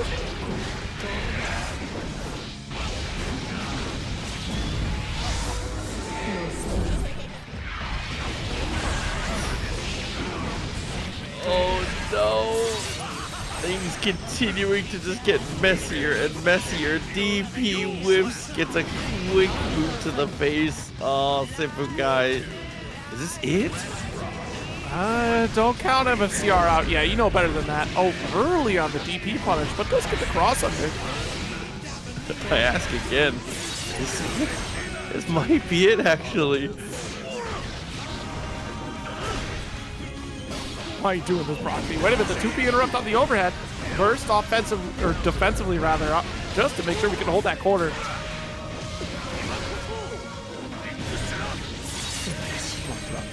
Why are you doing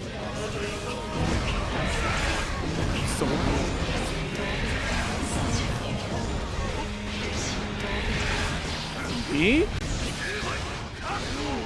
Oh no. Okay, with the pillar, we're in it. Let's rock.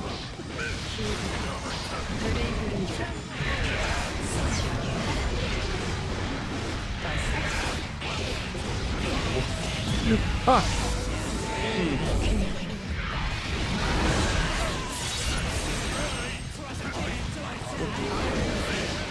Okay.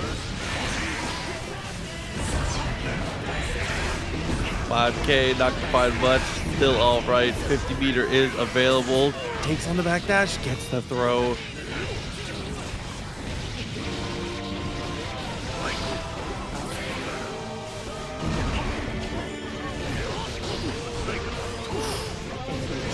Oh god. 5K. MFCR with the cross through overhead proxy.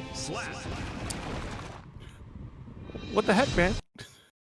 Listen, I didn't say it was over. It just was, you know, I just was thinking out loud. Oh yeah.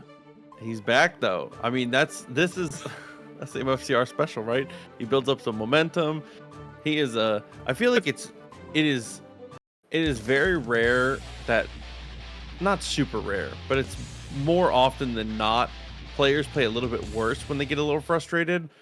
I think MFCR like doubles in power when you can tell that he's a little ticked off when he's playing, you know? I feel like you just expounded upon what I said in the last round where I was like, Yeah.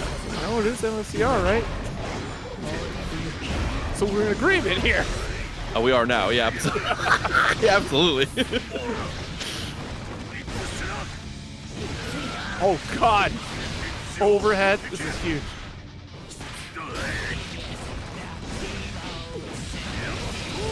Up here, red RC. Oh, because of the turbulence, he's able to finish it out. Yeah, we're in full agreement. What a fireball. What have you done?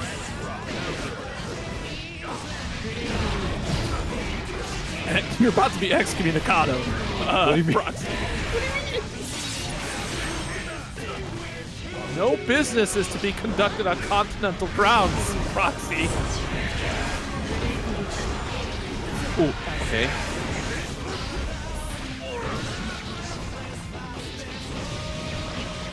Finds the overhead. Damage continuing to build here. Burst buys you some room, but it doesn't completely free you from the pressure. Max bar for both players. PRC just to get away. The 2D. Turbulence. Proxy. Wow, and a very confident dash forward, a very confident throw, and MFCR flips the table on me, bro. That's crazy work. Into the...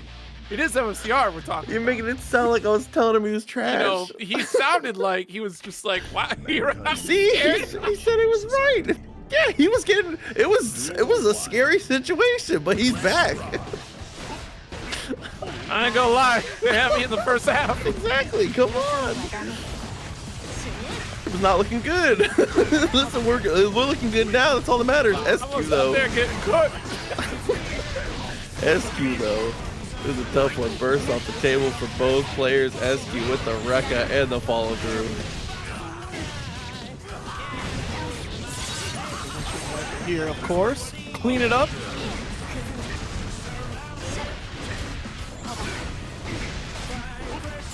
Step forward here with the 2S will stop it from advancing. The tap does more to Bato. See See, that's the range I expect. Why didn't this last time? I don't know. I think maybe it's just because it was too vertical. There's some verticality going on in that one. It was. I gotta go back and look at that clip. Jesus.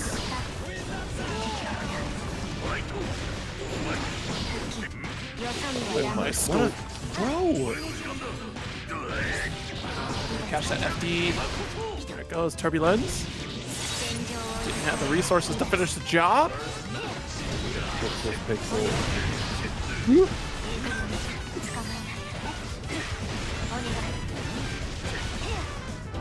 I want to know what that looks like from a first-person perspective. You throw out the fireball from Leo, you think you're good, and then the sword comes blasting through it. You definitely just think you're nice. That's super anime stuff. Underbar BRC forward. Oh my God, SQ. This. And just barely built a meter knowing the positive bonus was gonna get there, but he lands in deep. MFCR. Were they not splat? Is that not a what is happening to Ramlethal? The super came out too late on that one. Oh, simply too late, huh? That one made sense. First the Mortal Pato missed, and now the laser misses? Yo! Oh my God. Tech out. I'm more surprised that he had time to land a DP and not get laser.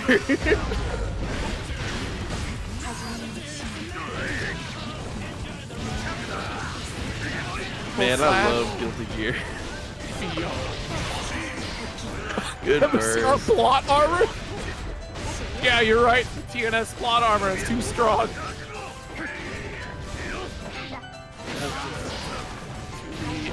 MFCR is just trying to send it. We're a touch away. You ain't got nothing on me. No DP could not be me. Yeah, commit to the run through, get on through. Very nice stuff.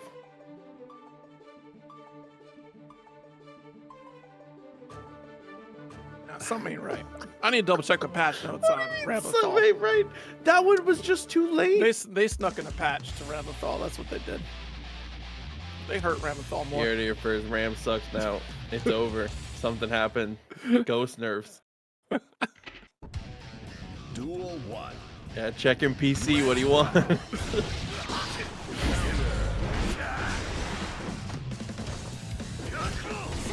Even guard point, a little bit too far for that 2S though. Oh, Jesus, just send it with that 2D.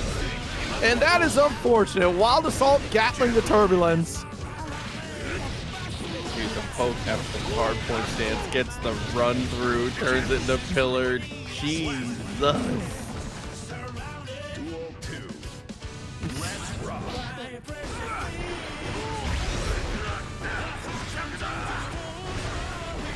Okay, good blocks here from SQ, but that risk is troublesome. Be good from MFCR. Run a throw. Okay. No reversal opportunity there from SQ at the time when we were in the corner. 50%'s available. You notice MFCR giving mad respect to it. Let's be so careful until we get a 50% of our own. Oh, I'm so nervous. Look at all the meter that SQ has, yet MFCR with the Prominence burn to finish the round. Yeah, it doesn't matter how much you've got saved up. There's no interest and no carryover in this game. Super unfortunate here for SQ, but MFCR continues to roll 2 games in a row.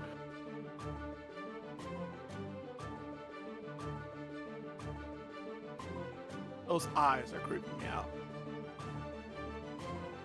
It's definitely. I don't like it. Why'd you point that out? Mind your business. I ain't minding my business. They stared right at me, dog. They need to mind their business, if anything.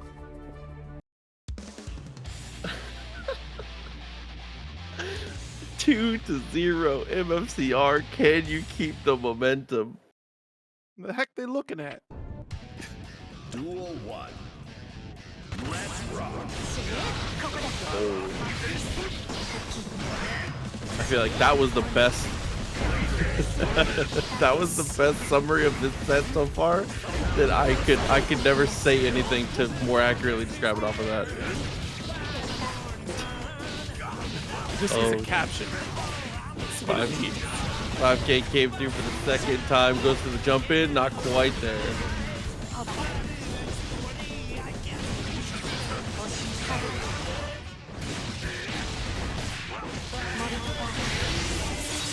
Guapo again.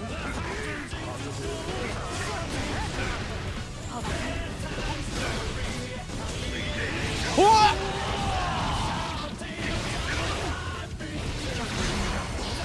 Oh my. What? Oh, this is so goofy. Why is he pushing him away? He's back in there. It doesn't matter. There's no other video game out there where a grown man jumps like that across an explosion and it's a critical hit against something. Like, and then JK one-hit JD windshield wiper was the combo that killed him there. Just by the way, just for those keeping score at home. For the baseball scorecard. It's been a goofy night of Strive. I'm having a blast. I'm having a blast. Turbulence here. One more touch interaction. Is this where SQ? No, it's not. Not yet. Let's see if she can stem the bleeding for this round here. Still has resources available. Guard points off the table for a little bit. Just a smidge. He's scheming for that whip punish there, trying to get SP to whip something, enticing those buttons to come through.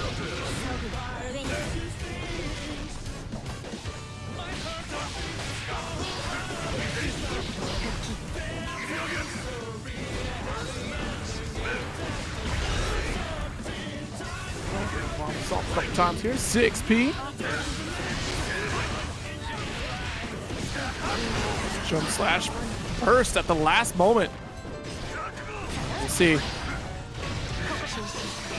Woo! 50% more to Bato for that shatter immediately. Reverse back, go for the jump back. Here it is. Might just have to do it to get out of pressure. Instead, it's just the DP.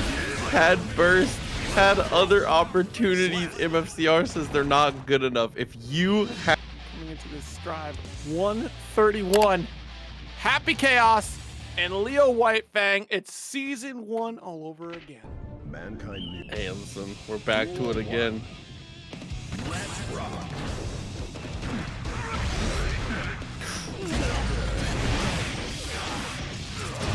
All assault didn't work out. That's okay. Jack applying that pressure. Set of the life gone right off the rip. MFCR, that was a turnaround on the throw. Smart stuff.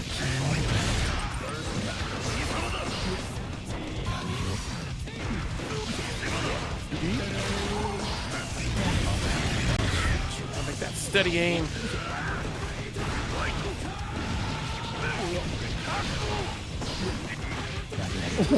Nice. Folks have been very active on that overhead, ready to throw now. Jack is no exception here as we go coast to coast. Deus Ex trying. Wow. And it is absolutely enough. Drop showing. No burst this time though, so if we're able to find this touches in MFCR, things are gonna get really messy really quick, as you can already see here at Jack. I mean, we have deflect shield and we almost have a YRC, so we have some options, but unfortunately we catch a knee to the sternum and things did not get better. If anything, they're a little worse. You're dead.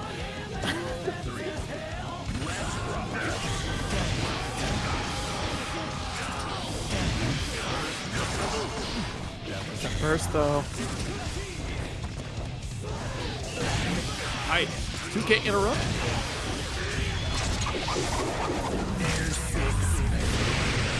Blast.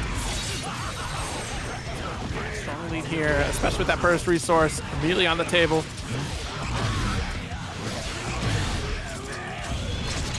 SQ with the raid. Thank you so very much. Thank you so much for your participation tonight. Appreciate you for being in the tournament as seemingly cursed as this tournament has been. This has been a this has been a funny one. Thank you again for participating. Always a pleasure to have you. Hope Did you I had a walk good into stream. Marvel? Like, what happened? Yeah, I don't know. I don't Is this know. Marvel night? Where's Tog? Get Tog in here. Oh my god. Somebody get Tong on the horn. 1-0. Definitely looking strong. Jack continuing that dominance as they do. Wow. I don't. Nope. Nope. All right. Next match.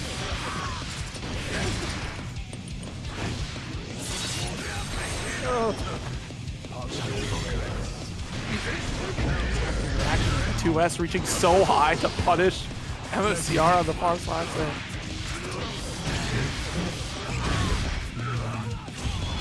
Terrachrome, by the way, with a $5 contribution. Good match, Rena. Thank you very much. We appreciate you.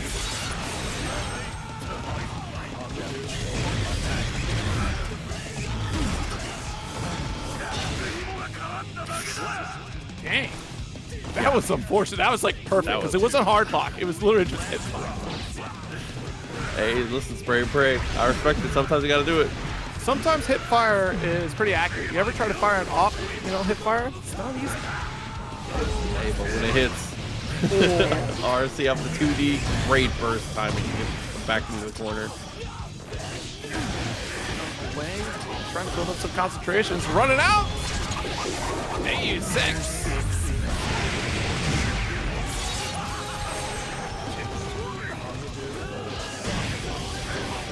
Wow, that little delay. By so much time. Focus is at 0 now, though. Fully reloads the gun. That's a factor going into this shatter interaction here that we were down. Absolutely no concentration. Tries to bait out the first. It's all right, we got the 2P, and MFCR just resigns themselves to their fate. 2-0 lead for Jack. Need some crazy change-ups from MFCR right now.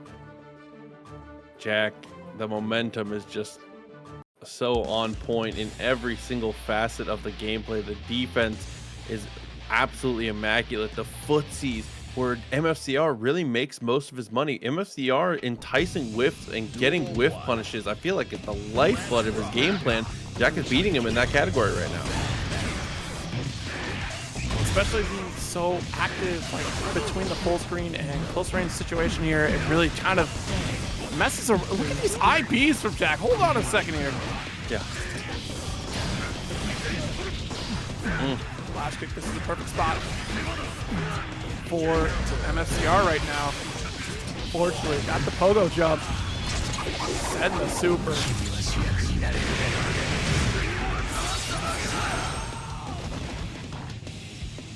Tournament point for Jack already here. Nice throw, calling out the run through Jack. Jack is really locked in right now. Whip throw, 2P, able to convert this? Are you kidding me? Jack with a massive pickup. Tried to call a burst there, I think, but unfortunately, something get bursted away.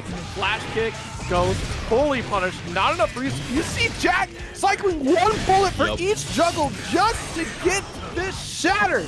This is next level stuff right now, folks. And with the positive bonus ticking up, a perfect to close it. Jack, absolutely ridiculous in this grand final set.